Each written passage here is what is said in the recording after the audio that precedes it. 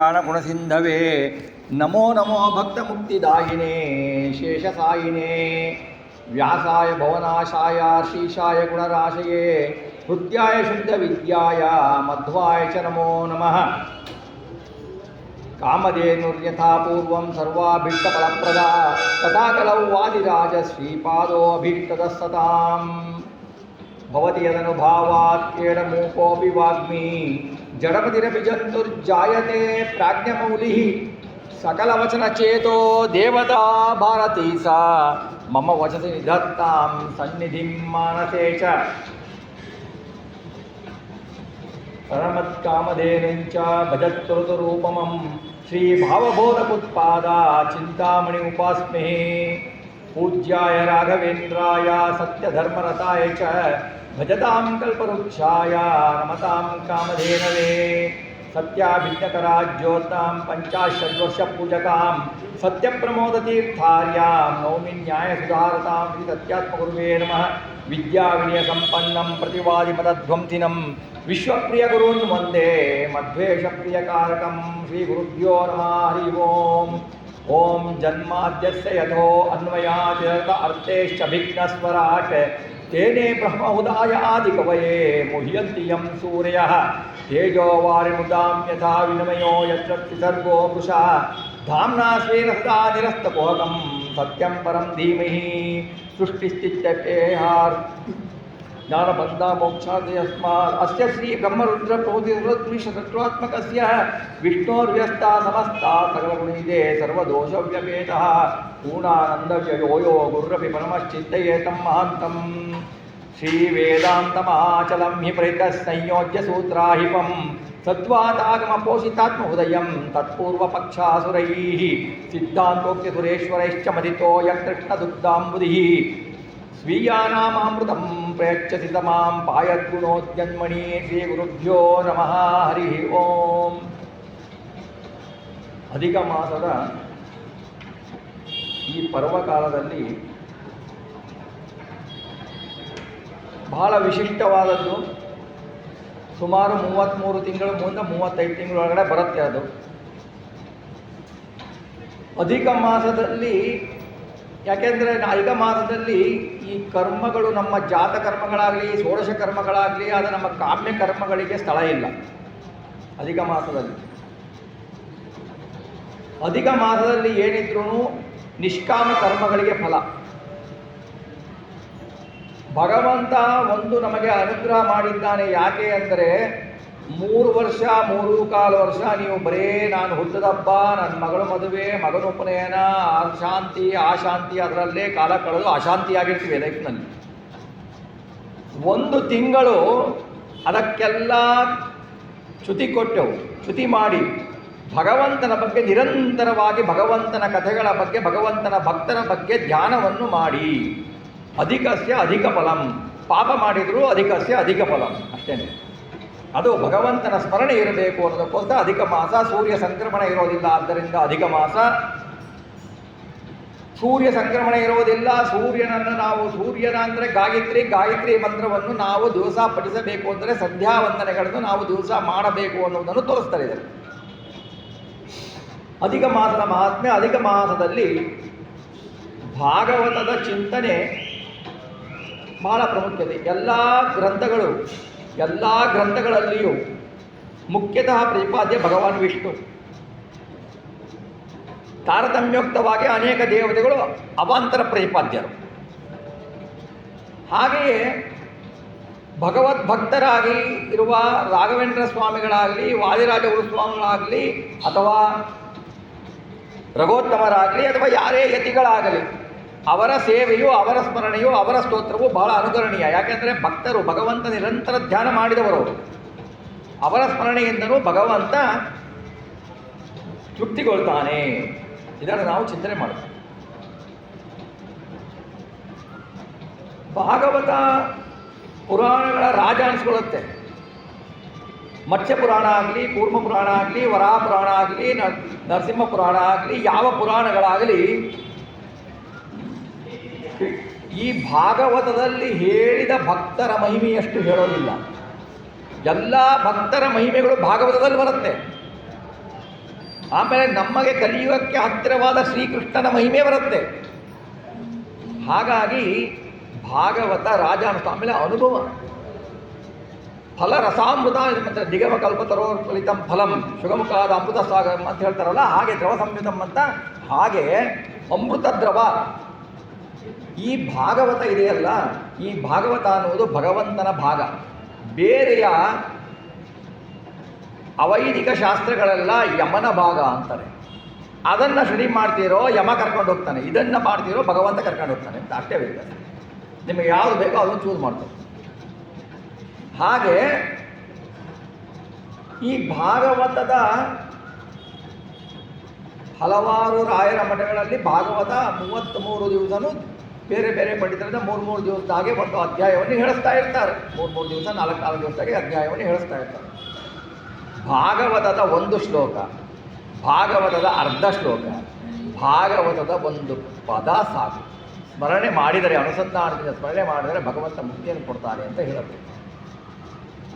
ಹಾಗೆ ಭಾಗವತದ ವರ್ಣನೆ ಇನ್ನೇನು 15 ದಿವಸ, ಇನ್ನೊಂದು ವಾರ ಅಲ್ವಾ. ಆಮೇಲೆ ನಿರಂತರವಾಗಿ ಭಾಗವತ ಸ್ಮರಣೆ ಮಾಡಬೇಕು. ಅಧಿಕ ಮಾಸ ಅಂದರೆ ಮತ್ತೆ 3 ವರ್ಷ ಬಿಟ್ಟು ಬರೋದಲ್ಲ, ನಿರಂತರವಾಗಿ ಭಾಗವತ ಸ್ಮರಣೆ ಆಗಬೇಕು. ಭಾಗವತದ ದಶಮಸ್ಕಂದದ ಸ್ಮರಣೆ ಮಾಡಬೇಕು ಅಂತ ಹರಿಗುರುಗಳ ಪ್ರೇರಣೆ. ಅದರಲ್ಲಿ ಶ್ರೀ ಭಾವಿ ಸಮೀರ್ರೆ ಎಂದು ಖ್ಯಾತಿಗೊಂಡಿರುವ ಸುಮಾರು 16-18 ಅಪರೋಕ್ಷ ಜ್ಞಾನಿಗಳಿಂದ ಭಾವಿ ಸಮೀರ್ರೆ ಎಂದು ಕೊಂಡಾಡಿಕೊಂಡಿರುವ ಶ್ರೀ ವಾದಿರಾಜ ಗುರು ಸಾರ್ವಭೌಮರ ರುಕ್ಮಿಣೀಶ ವಿಜಯದ ಚಿಂತನೆಯನ್ನು ಹಾಗೂ ಭಾಗವತ ದಶಮಸ್ಕಂದದ ಚಿಂತನೆ, ಕೆಲವು ಶ್ಲೋಕಗಳ ಚಿಂತನೆಯನ್ನು ಜೊತೆಯಾಗಿ ನೋಡೋಣ ಅನ್ನುವುದು ಹರಿಗುರುಗಳ ಪ್ರೇರಣೆ. ಆದ್ದರಿಂದ ಈ ಭಾಗವತ ರುಕ್ಮಿಣೀಶ ವಿಜಯವನ್ನು ಭಾಗವತ ತಾತ್ಪರ್ಯದ ಕೆಲವೊಂದು ಶ್ಲೋಕಗಳನ್ನು ಅನುವಾದದ ಸಹಿತವಾಗಿಯೂ ಮಾಡಿದರೆ ಭಾಗವತ ರುಕ್ಮಿಣೀಶ ವಿಜಯ. ಭಾಗವತ ದಶಮಸ್ಕಂದ, ಭಾಗವತ ದಶಮಸ್ಕಂದ ತದ್ರೂಪವೇ ರುಕ್ಮಿಣೀಶ ವಿಜಯ. ಇದರಲ್ಲೂ ಇರುವುದು ಕೃಷ್ಣನ ಕಥೆ, ಅದರಲ್ಲೂ ಇರುವುದು ಕೃಷ್ಣನ ಕಥೆ. ರುಕ್ಮಿಣೀಶ ವಿಜಯ ವಾದಿರಾಜ ಗುರು ಸಾರ್ವಭೌಮರು ಈ ರುಕ್ಮಿಣೀಶ ವಿಜಯವನ್ನು ರಚಿಸಿದ್ದು ಬಹಳ ರೋಚಕ. ಪುಣ್ಯನಗರ ಎಂದೇ ಖ್ಯಾತಿಯಾದ ಪೂನಾ ಈಗಿಂದು. ಪೂನಾ ಈಗ ಪುಣ್ಯ ಇಲ್ಲ, ಅದಕ್ಕೆ ನಾನು ಸೇರಿಸ್ಬಿಟ್ಟಿದ್ದಾರೆ. ಪೂನಾ ಅಂದರೆ ಪುಣ್ಯ ಇಲ್ಲದವ್ರು ಇರೋದು ಅಂತ. ಪುಣ್ಯ ಪೂ ಅಂದರೆ ಪುಣ್ಯ, ನಾ ಅಂದರೆ ಇಲ್ಲ, ಪುಣ್ಯ ಇಲ್ಲದೆ ಇರೋರು ಅಂದರೆ ಪೂನಾ ಅಂತ ಹೆಸರು ಚೇಂಜ್ ಮಾಡಿಬಿಟ್ಟಿದ್ದಾರೆ. ಪುಣ್ಯನಗರಿ ಅಂತ ಇತ್ತು ಅದಕ್ಕೆ ಹೆಸರು. ಹೇಗೆ ಹೈದರಾಬಾದಿಗೆ ಭಾಗ್ಯನಗರಿ ಅಂತ ಇತ್ತು ಹಾಗೆ. ಏನಾಗಿತ್ತು ಅಂದರೆ ಆವಾಗಿನ ಕಾಲದಲ್ಲಿ ಕಾಳಿದಾಸ, ದಂಡಿ, ಭಾರತಿ ಹಾಗೂ ಮಾಘ ಅನ್ನುವ 4 ಶ್ರೇಷ್ಠ ಅತ್ಯುತ್ತಮ ಕವಿಗಳು. ಅದರಲ್ಲಿಯೂ ಮಹಾಕವಿ ಇದರಲ್ಲ, ಮಹಾಕವಿ ಅವನು ಆ 3 ಕವಿಗಳಿಗಿಂತಲೂ ಮಿಕ್ಕಿದವನು ಮಹಾಕವಿ. ವಾದಿರಾಜ ಗುರು ಸಾರ್ವಭೌಮರು ತಮ್ಮ ಶಿಷ್ಯರೊಂದಿಗೆ ಸಂಚಾರ ಮಾಡ್ತಾ ಬಂದಾಗ ಪೂನಾ ಪಟ್ಟಣಕ್ಕೆ ಬಂದರು, ಈಗಿನ ಪೂನಾ ಪಟ್ಟಣಕ್ಕೆ. ಅಲ್ಲಿ ಪಾರ್ಶ್ವೇಯರ ಆಡಳಿತ. ಆವಾಗ ಅಲ್ಲಿ ಒಂದು ಆನೆಯ ಮೇಲೆ ಮೆರವಣಿಗೆ ನಡೀತಾ ಇತ್ತು, ಒಂದು ಗ್ರಂಥದ ಮೆರವಣಿಗೆ ನಡೀತಾ ಇತ್ತು. ವಾದಿರಾಜ ಗುರು ಸಾರ್ವಭೌಮರು ನೋಡಿದರು, ಇಷ್ಟು ಗ್ರಂಥ ನಡೀತಾ ಇದೆ, ಮೆರವಣಿಗೆ ನಡೀತಾ ಇದೆ, ಏನು ಅದು ಗ್ರಂಥ, ಹೋಗಿ ನೋಡ್ಕೊಂಡು ಬಾ ಅಂತ ತನ್ನ ಶಿಷ್ಯನಿಗೆ ಕಳಿಸಿದರು. ಅವರ ಶಿಷ್ಯ ಹೋಗಿ ಹೇಳ್ತಾನೆ, ಮಾಘಕವಿ ರಚಿಸಿದ ಶಿಶುಪಾಲ ವಧ ಅನ್ನುವ ಗ್ರಂಥವನ್ನು ಆನೆಯ ಮೇಲಿಟ್ಟು ಮೆರವಣಿಗೆ ಮಾಡ್ತಾ ಇದ್ದಾರೆ. ಉತ್ತಮವಾದ ಕವಿ ಬರೆದಿದ್ದು ಮೆರವಣಿಗೆ ಮಾಡ್ತಾ ಇದ್ದಾರೆ. ಆವಾಗ ವಾದಿರಾಜರು ಹೇಳಿದರು, ಎಂತಹ ಅಮಂಗಳ, ಶಿಶುಪಾಲ ವಧ ಅಂತ ಹೆಸರು. ಗ್ರಂಥದ ಮಹಾತ್ಮೆ ಅದರ ಹೆಸರಿನಲ್ಲೇ ಗೊತ್ತಾಗ್ಬಿಡುತ್ತೆ. ಅದರಲ್ಲೂ ಇರುವುದು ಕೃಷ್ಣನ ಕಥೆನೇ, ಇವರು ಬರೆದಿರೋದ್ರಲ್ಲೂ ಇರೋದು ಕೃಷ್ಣನ ಕಥೆನೇ. ಅದರ ಶೀರ್ಷಿಕೆ ಏನು? ಶಿಶುಪಾಲ ವಧ. ಶಿಶುಪಾಲ ವಧ ಅನ್ನುವುದು ಒಬ್ಬರ ವಧೆಯನ್ನು ಶೀರ್ಷಕವನ್ನು ಮಾಡಿಕೊಂಡ್ರೆ ಅದು ಸಾಮಾನ್ಯ ಜನರ ತಲೆ ಒಳಗೆ ಹೋಗಲ್ಲ. ಏನು ಶಿಶುಪಾಲ ವಧ, ಶಿಶುಪಾಲನ ವಧೆ ಯಾಕೆ ಮಾಡ್ತು, ಕೃಷ್ಣನ ಮಹಿಮೆಗಳು ಗೊತ್ತಾಗಲ್ಲ. ಆವಾಗ ವಾದಿರಾಜ ಗುರು ಸಾರ್ವಭೌಮರು ಹೇಳಿದರು, ರಾಜನ ಹತ್ರ ಹೇಳಿ ಕಳಿಸಿದ್ರು, ನೋಡು ಇದಕ್ಕಿಂತ ಉತ್ಕೃಷ್ಟವಾದ ಗ್ರಂಥ ನಮ್ಮಲ್ಲಿದೆ. ನಾನು ಉಡುಪಿಗೆ ಹೋಗಬೇಕು, ಇಲ್ಲಿಗೆ ಬರಲಿಕ್ಕೆ 19 ದಿವಸ ಟೈಮ್ ಆಗುತ್ತೆ. 19 ದಿವಸದಲ್ಲಿ ನಿನಗೆ ಆ ಗ್ರಂಥವನ್ನು ತಂದು ಕೊಡ್ತೇನೆ. ಆ ಗ್ರಂಥವನ್ನು ನೋಡಿದ ಮೇಲೆ ಯಾವುದು ನಿನಗೆ ಸಮಂಜಸ ಅನ್ಸತ್ತೋ, ಯಾವುದು ಉತ್ಕೃಷ್ಟ ಅನ್ಸತ್ತೋ ಅದನ್ನು ನೀನು ಸ್ವೀಕರಿಸು. ಅಲ್ಲಿಯ ತನಕ ಆ ಗುರು ರಾಜನು ಕೂಡ ಒಪ್ತಾನೆ, ಆಗಲಿ ಅಂತಾನೆ. ಅವನು ಜ್ಞಾನಪೀಪಾಸ ಒಪ್ತಾನೆ. ಆಗ ವಾದಿರಾಜರು ಉಡುಪಿಗೆ ಹೋಗ್ತಾರೆ. ಉಡುಪಿಗೆ ಹೋಗಿಬಿಟ್ಟು 19 ದಿವಸದಲ್ಲಿ 19 ಸರ್ಗಗಳುಳ್ಳ 1000 ಶ್ಲೋಕಗಳುಳ್ಳ ರುಕ್ಮಿಣೀಶ ವಿಜಯನ್ನು ರಚಿಸ್ತಾರೆ. ಹೌದು ಆಚಾರ್ಯ, 19 ದಿವಸದಲ್ಲಿ ರಚಿಸ್ಬಿಟ್ರ? 19 ದಿವಸ ಅಂದರೆ ಬೆಳಿಗ್ಗೆಯಿಂದ ಸಾಯಂಕಾಲ ತನಕ ಕುತ್ಕೊಂಡು ಬರೋದ್ರ? ಅದನ್ನೇನು ಬರೀತಾರಲ್ವಾ ಅಂತಂದರೆ, ಪೂಜೆ ಮಾಡಿ ದೇವರ ಗಂಧ, ನಿರ್ಮಾಲ್ಯ ಗಂಧವನ್ನು ತೆಗೆದುಕೊಂಡು ಬಿಟ್ಟು 12 ನಾಮವನ್ನು ಹಚ್ಕೊಳ್ತಾರಲ್ವ, 12 ನಾಮ ಹಚ್ಚಿಕೊಳ್ಳೋದ್ರೊಳಗೆ ಒಂದು ಸರ್ಗ, ದಿವಸಕ್ಕೆ ಒಂದು ಸರ್ಗ.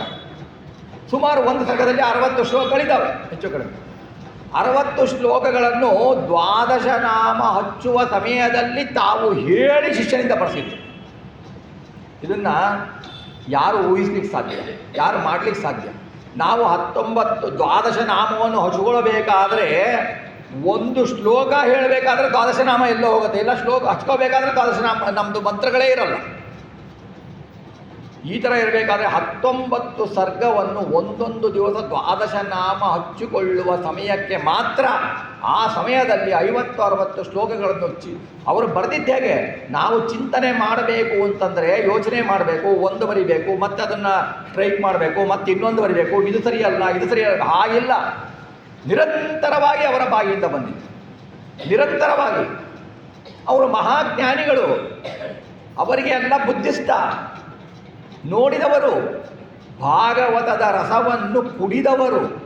ನಾವು ಭಾಗವತದ ರಸವನ್ನು ಕುಡಿಯಲ್ಲ, ನಾವು ಈ ಕಿವಿಯಿಂದ ಕೇಳಿ ಈ ಕಿವಿಗೆ ಬಿಟ್ಬಿಡ್ತೀವಿ ಅಷ್ಟೇ. ನಾವು ರಸ ಕುಡಿಲಿಕ್ಕಾಗಲ್ಲ. ಆ ಕುಡಿಯೋ ಯೋಗ್ಯತೆ ನಮಗೆ ಬರಬೇಕು ಅಂದರೆ ಜನ್ಮ ಜನ್ಮಗಳ ಶ್ರವಣ ಬೇಕು ಅದಕ್ಕೆ.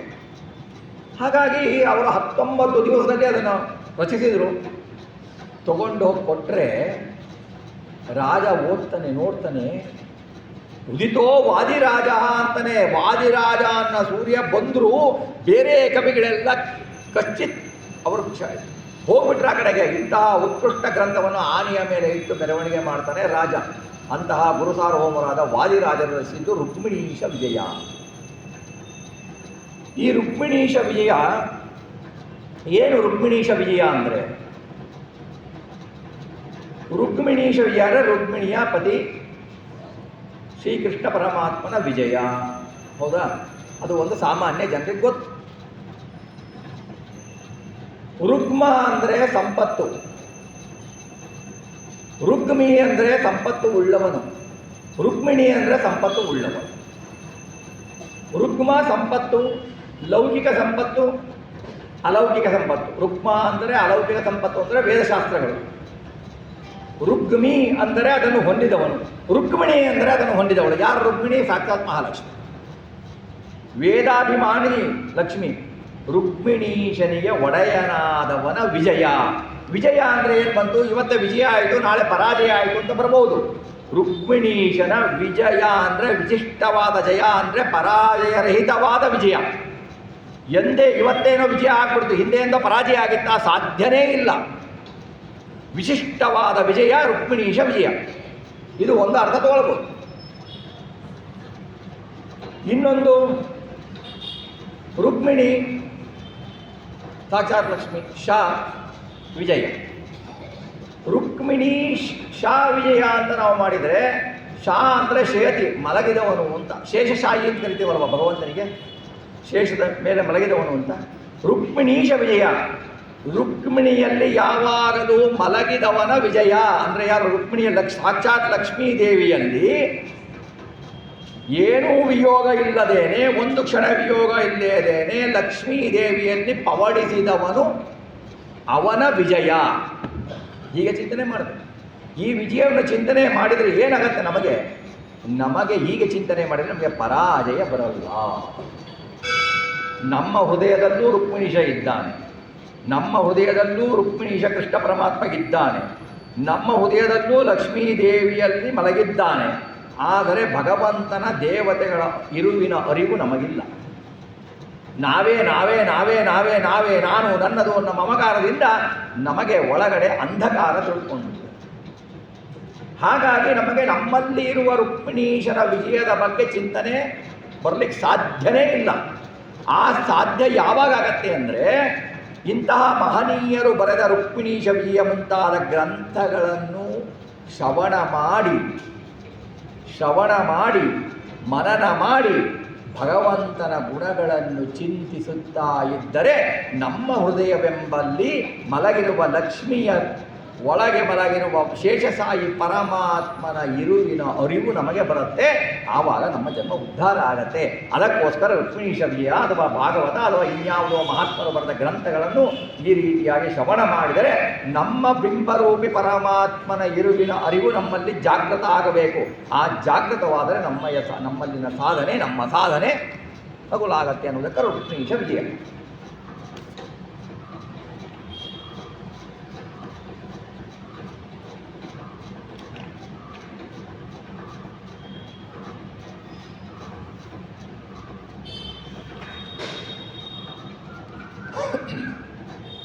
ಪ್ರಥಮ ಸರ್ಗದಲ್ಲಿ ಮಂಗಳಾಚರಣೆಯನ್ನು ಮಾಡ್ತಾರೆ.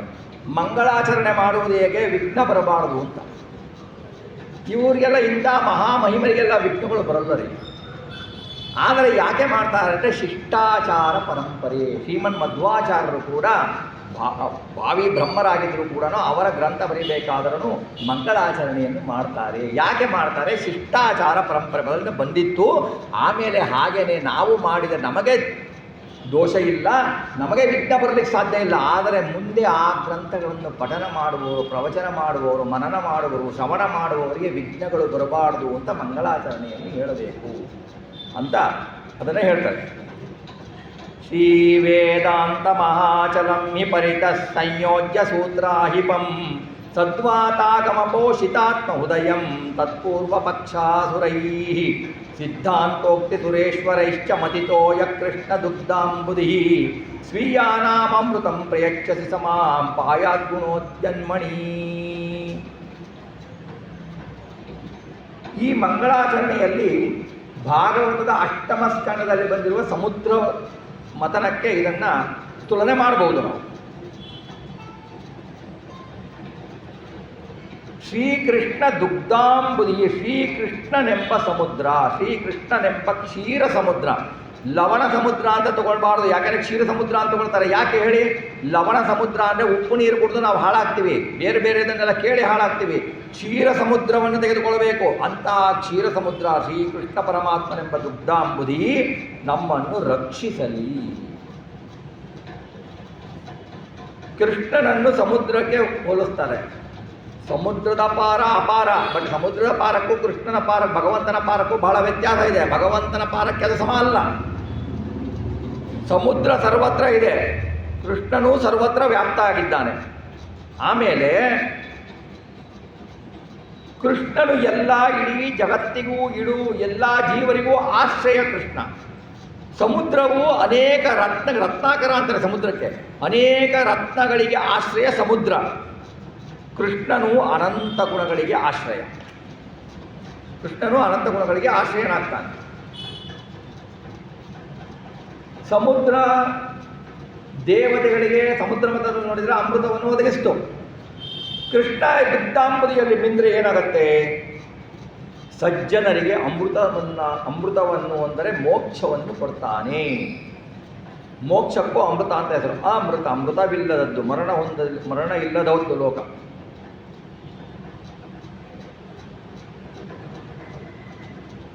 ಇಲ್ಲಿ ಇನ್ನೊಂದನ್ನು ನಾವು ಅಧ್ಯಾತ್ಮದಲ್ಲಿ ನೋಡುವುದಾದರೆ, ಸಮುದ್ರ ಮಥನವನ್ನು ಮತಿಸಿದಾಗ ಏನು ಮಾಡಿದರು? ವಾಸುಕಿಯನ್ನು ಮಂದರ ಪರ್ವತಕ್ಕೆ ಕಟ್ಟಿ ಮತಿಸಿದ್ರು. ದೇವತೆಗಳು ದೈತ್ಯರು ಸೇರಿ ಮತಿಸಿದ್ರು. ಹಾಗೆಯೇ ಇಲ್ಲಿ ಏನು ತಗೊಳ್ಬೇಕು?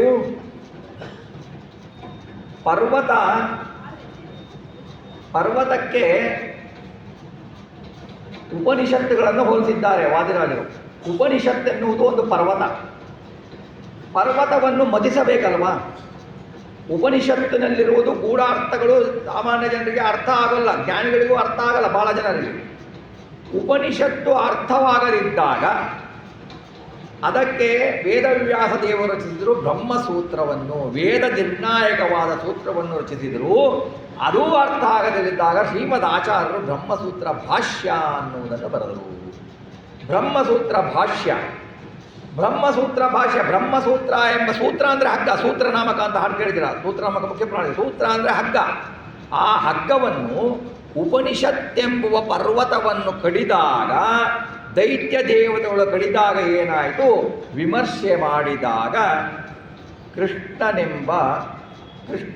ತನ್ನ ಅಮೃತವನ್ನು, ಕೃಷ್ಣ ಅಲ್ಲಿ ಪ್ರಾದುರ್ಭಾವನಾಗ್ತಾನೆ, ಅವನು ಅಮೃತವನ್ನು ಕೊಡ್ತಾನೆ.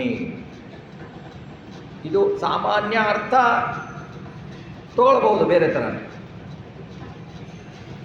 ಉಪನಿಷತ್ತುಗಳು ಯಾಕೆ ಉಪನಿಷತ್ತನ್ನು ಪರ್ವತಕ್ಕೆ ಹೋಲಿಸಿದ್ದ ಅಂದರೆ, ಪರ್ವತ ಯಾವುದೇ ಚಳಿ ಗಾಳಿ ಮಳೆ ಇರಲಿ ಅಚಲ ಅಂತ ಕರೀತಾರೆ, ಅದಕ್ಕೆ ಅಚಲವಾಗಿರುತ್ತೆ, ಚಲಿಸೋಲ್ಲ. ಹಾಗೆಯೇ ಉಪನಿಷತ್ತುಗಳು ಕೂಡ ಈ ಬ್ರಹ್ಮಕಲ್ಪ ಅಲ್ಲ, ಯಾವ ಬ್ರಹ್ಮಕಲ್ಪದಲ್ಲಿಯೂ ಕೂಡ ಒಂದೇ ಥರ ಇರುತ್ತೆ, ಒಂದೇ ತರಹದ ಆನುಪೂರ್ವಿಯೊಂದಿಗೆ ಇರುತ್ತೆ. ಅಂದರೆ ಅಕ್ಷರಗಳ ಜೋಡಣೆ ಒಂದೇ ಥರ ಇರುತ್ತೆ ಉಪನಿಷತ್ತಲ್ಲಿ. ಯಾವ ಬ್ರಹ್ಮಕಲ್ಪದಲ್ಲಿ ತಗೊಂಡ್ರೂ ಅದು ಚೇಂಜ್ ಆಗಲ್ಲ. ಪರ್ವತ ಅಂದರೆ ಅದೇನು ಮಾಡುತ್ತೆ, ಬೇರೆಯವ್ರನ್ನ ರಕ್ಷಿಸುತ್ತೆ. ಪರಾನ್ ಅವಧಿ ಅಂತ ಹೇಳ್ತಾರೆ. ಪರಾನ್ ಅವಧಿ ಅಂದರೆ ಅದು ಬೇರೆಯವ್ರನ್ನ ರಕ್ಷಿಸುತ್ತೆ, ಅದಕ್ಕೆ ಪರ್ವತ ಅಂತ ಹೆಸರಾಗುತ್ತೆ. ಹಾಗೆ ಅದಕ್ಕೆ ಯಾಕೆ ಹೋಲಿಸಿದ್ರು, ಉಪನಿಷತ್ತು ಕೂಡ ನಮ್ಮನ್ನು ದುಃಖದಿಂದ ರಕ್ಷಿಸುತ್ತೆ. ಉಪನಿಷತ್ತಿನಿಂದ ಭಗವಂತನ ಜ್ಞಾನವನ್ನು ನಾವು ಯಥಾರ್ಥವಾಗಿ ತಿಳಿದುಕೊಂಡರೆ ನಮಗೆ ಬರುವ ದುಃಖವನ್ನು ಅದು ದುಃಖದಿಂದ ಅದನ್ನು ರಕ್ಷಿಸುತ್ತೆ. ಆದ್ದರಿಂದ ಉಪನಿಷತ್ಗೆ ಪರ್ವತ ಅಂತ ಕರೀತಾರೆ.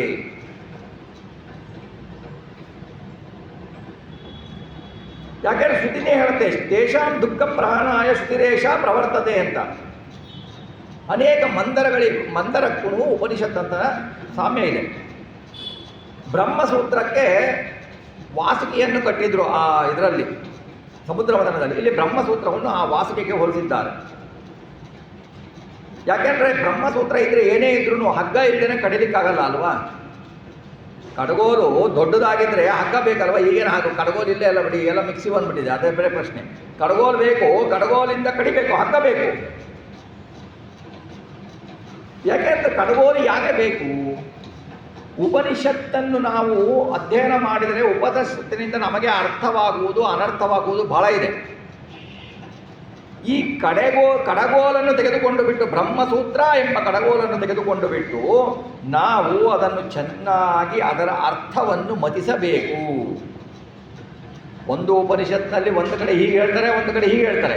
ಅದು ಏನು ಅಂತ ಅರ್ಥ ಆಗಬೇಕು ಅಂದರೆ ಬ್ರಹ್ಮಸೂತ್ರ ಬೇಕು. ಆ ಉಪನಿಷತ್ತನ್ನು ಚೆನ್ನಾಗಿ ಮತಿಸಿದರೆ, ಅಂದರೆ ಅಧ್ಯಯನ ಬ್ರಹ್ಮಸೂತ್ರದ ಅಡಿಯಲ್ಲಿ ಮಾಡಿದರೆ, ವೇದ ನಿರ್ಣಾಯಕ ಬ್ರಹ್ಮಸೂತ್ರ, ಅದರ ಅಡಿಯಲ್ಲಿ ನಾವು ಉಪನಿಷತ್ತುಗಳನ್ನು ವೇದಗಳನ್ನು ಓದಿದರೆ ನಮಗೆ ಒಂದು ಒಳ್ಳೆಯ ಬೆಣ್ಣೆ ಸಿಗತ್ತೆ. ಯಾಕೆ ಅಂದರೆ ಬೇರೆಯವರು ಅವ್ರಿಗೆ ಬೇಕಾದಂಗೆ ಮತಾಂತ ಉಪನಿಷತ್ತನ್ನು ಜಗ್ಗು ಬಿಟ್ಟರು. ಉಪನಿಷತ್ತು ಹೇಳಿದ್ದೆ ಒಂದು, ಅವ್ರು ಹೇಳಿದ್ದೆ ಒಂದು ಆಗೋಯ್ತು. ಆ ಥರ ಆಗಬಾರ್ದು. ಬೆಣ್ಣೆ ಬರಲಿಲ್ಲ, ತತ್ವಜ್ಞಾನ ಎಂಬ ಬೆಣ್ಣೆ ಬರಲಿಲ್ಲ. ಆದರೆ ಶ್ರೀಮದ್ ಆಚಾರ್ಯರು ಬಂದು ಅದಕ್ಕೆ ಯಥಾರ್ಥವಾದ ಅರ್ಥವನ್ನು ಕೊಟ್ಟು ಬ್ರಹ್ಮಸೂತ್ರ ಭಾಷ್ಯ ಅಂತ. ಯಾಕೆಂದರೆ ಬ್ರಹ್ಮಸೂತ್ರ ಭಾಷ್ಯವನ್ನು ಅವರು ಬರೆಯೋಕ್ಕಿಂತ ಮುಂಚೆ ವೇದವ್ಯಾಸರ ಹತ್ರ ಅಪ್ಪಣೆಯನ್ನು ತೆಗೆದುಕೊಂಡು ಬಿಟ್ಟು, ವೇದವ್ಯಾಸ ದೇವರು ಹೇಳ್ತಾರೆ, ನಾನು ಹೇಳಿದ್ದಕ್ಕೆ ಅರ್ಥವನ್ನು ಬರೀ ಅಂತಂದಾಗ ವೇದವ್ಯಾಸರು ಹೇಗೆ ರಚಿಸಿದರೋ, ಏನು ಅರ್ಥವನ್ನು ಹೇಳಿದ್ರೋ ಅದೇ ಅರ್ಥವನ್ನು ಯಥಾರ್ಥವಾಗಿ ಬರೆದರು. ಇದೇ ಬೇರೆಯವರು ಬರೆದಾಗ ವೇದವ್ಯಾಸ ದೇವರು ಕೇಳ್ತಾರೆ ಆ ಆಚಾರ್ಯರಿಗೆ, ನಾನು ಹೇಳಿದ್ದೇ ಒಂದು, ನೀನು ಬರೆದಿದ್ದೇ ಒಂದಲ್ಲಪ್ಪ ಅಂದರೆ ನಿಮಗೆ ಗೊತ್ತಿಲ್ಲ, ನಾನು ಬರೆದಿದ್ದೀನಿ ಅಂತ ಹೇಳ್ಬಿಡ್ತಾರೆ ಆಚಾರ್ಯ. ಈಗ ಯಾವುದೋ ಮೂಲ ಗ್ರಂಥ ಇದ್ದಾಗ ಅದಕ್ಕೆ ನೀವು ಅನುವಾದ ಮಾಡಬೇಕಾದ್ರೆ ಮೂಲ ಗ್ರಂಥಕ್ಕೆ ಬೇಕಾನೆ ಅನುವಾದ.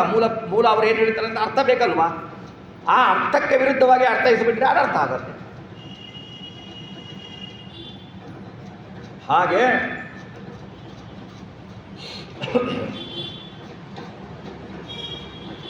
ಅವು ಆಮೇಲೆ ಇಲ್ಲಿ ಹೇಳ್ತಾರೆ, ಸದ್ವಾತಗಮ ಪೋಷಿತಾತ್ಮ ಹೃದಯಂ. ಸದ್ವಾತ ಅಂದರೆ ಗಾಳಿ ಅಂದರೆ ಮುಖ್ಯ ಪ್ರಾಣದೇವರು ಆಚಾರ್ಯ ಮಧ್ವರು. ಆ ಒಳ್ಳೆಯ ಗಾಳಿ, ಒಳ್ಳೆಯ ಅರ್ಥ. ಯಾಕೆ ಅಂತಂದರೆ ನೋಡಿ, ಯಾವುದಾದ್ರೂ ಹೂವು, ಯಾವುದಾದ್ರೂ ವಸ್ತುಗಳ ಪರಿಮಳ ಬರಬೇಕು ಅಂತಂದರೆ ಗಾಳಿ ಬೇಕು ತಾನೆ. ಗಾಳಿಯ ಸಹಾಯದಿಂದ ಪರಿಮಳ ಹರಡತ್ತೆ.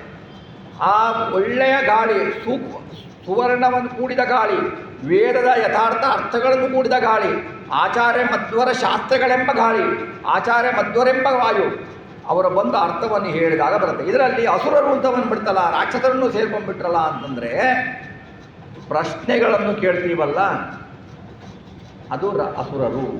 ಅಂದರೆ ಪ್ರಶ್ನೆ ಕೇಳಬಾರ್ದು ಅಂತಲ್ಲ, ಮುಂದೆ ಬರುತ್ತೆ ಅರ್ಥ. ಅದಕ್ಕೆ ಪ್ರಶ್ನೆಗಳು ಅಸುರರು, ಉತ್ತರ ಹೇಳ್ತಾರಲ್ಲ ಅದು ಸುರರು. ಯಾಕೆ ಅಂದರೆ ಉತ್ತರ ಹೇಳಿದ ತಕ್ಷಣ ಆ ಪ್ರಶ್ನೆ ನಾಶ ಆಯಿತು, ಈ ಉತ್ತರ ಗೊತ್ತಾದ ತಕ್ಷಣ ಆ ಅಸುರರು ಹೋದರು ಅಂತ ಅರ್ಥ. ಆ ಥರ ಅರ್ಥ ಮಾಡ್ಕೊಳ್ಳಿ.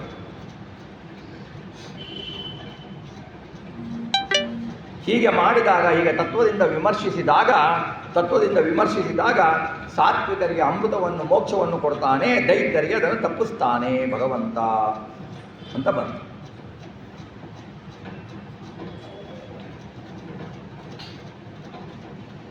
ಆಮೇಲೆ ಮುಂದಿನ ವಾಕ್ಯದಲ್ಲಿ ತನ್ನ ಉಪಾಸ್ಯ ಮೂರ್ತಿ ಹಯಗ್ರೀವ ದೇವರನ್ನು ಸ್ತೋತ್ರ ಮಾಡ್ತಾರೆ. ಸಚ್ಚಾಸ್ತ್ರೋದಿತ ವರ್ತ್ಮನ ಪದಮಿದಂ ಧ್ಯಾಯನ್ ಮದಾಂಕಾಂಕಿತೋ ಮನ್ಮಂತ್ರಂ ಜಪಶಾಸ್ತ್ರ ಸಂಪದಮತೋ ದಾಸ್ಯಾಮಿ ಭಾಗ್ಯೈ ಸಹ ತತ್ತತ್ವಾನ್ಯಪಿ ಬೋಧಯಾಮಿ ತದನು ಪ್ರಾಪ್ಯೋ ಮದಂಗ್ರಿರ್ಭವೇ ಇತ್ಯಾಘೋಷಯತೀವ ಕರಶಯೈ ತಂ ವಾಜಿವಕ್ತ್ರಂ ಭಜೇ. ವಾಜಿವಕ್ತ್ರಂ ಅಂದರೆ ಹಯಗ್ರೀವ ದೇವರು, ಹಯವನ್ನೇ ಮುಖವನ್ನಾಗಿ ಉಳ್ಳ ದೇವರು, ಅವರ ಉಪಾಸ್ಯ ಮೂರ್ತಿ. ರುಜುಗಳಿಗೆಲ್ಲ ಹಯಗ್ರೀವ ದೇವರು ಉಪಾಸ್ಯ ಮೂರ್ತಿಗಳು. ಹೇಗಿದ್ದಾರೆ ಹಯಗ್ರೀವ ದೇವರು? 4 ಕೈಗಳು, ಕೆಳಗಿನ ಬಲಗೈಯಲ್ಲಿ ಜ್ಞಾನ ಮುದ್ರೆ ಇದೆ, ಕೆಳಗಿನ ಬಲಗೈಯಲ್ಲಿ ಜ್ಞಾನ ಮುದ್ರೆ ಇದೆ, ಕೆಳಗಿನ ಎಡಗೈಯಲ್ಲಿ ಗ್ರಂಥ ಇದೆ. ಹಾಗೆಯೇ ಕಿರುಬೆರಳು ಸ್ವಲ್ಪ ಕೆಳಮುಖವಾಗಿದೆ. ಮೇಲಿನ ಬಲಗೈಯಲ್ಲಿ ಶಂಖ, ಎಡಗೈಯಲ್ಲಿ ಜಪಮಾಲೆ. ಇದು ಹಯಗ್ರೀವನ ಭಂಗಿ, ಹಯಗ್ರೀವನ ಮೂರ್ತಿಯ ಭಂಗಿ.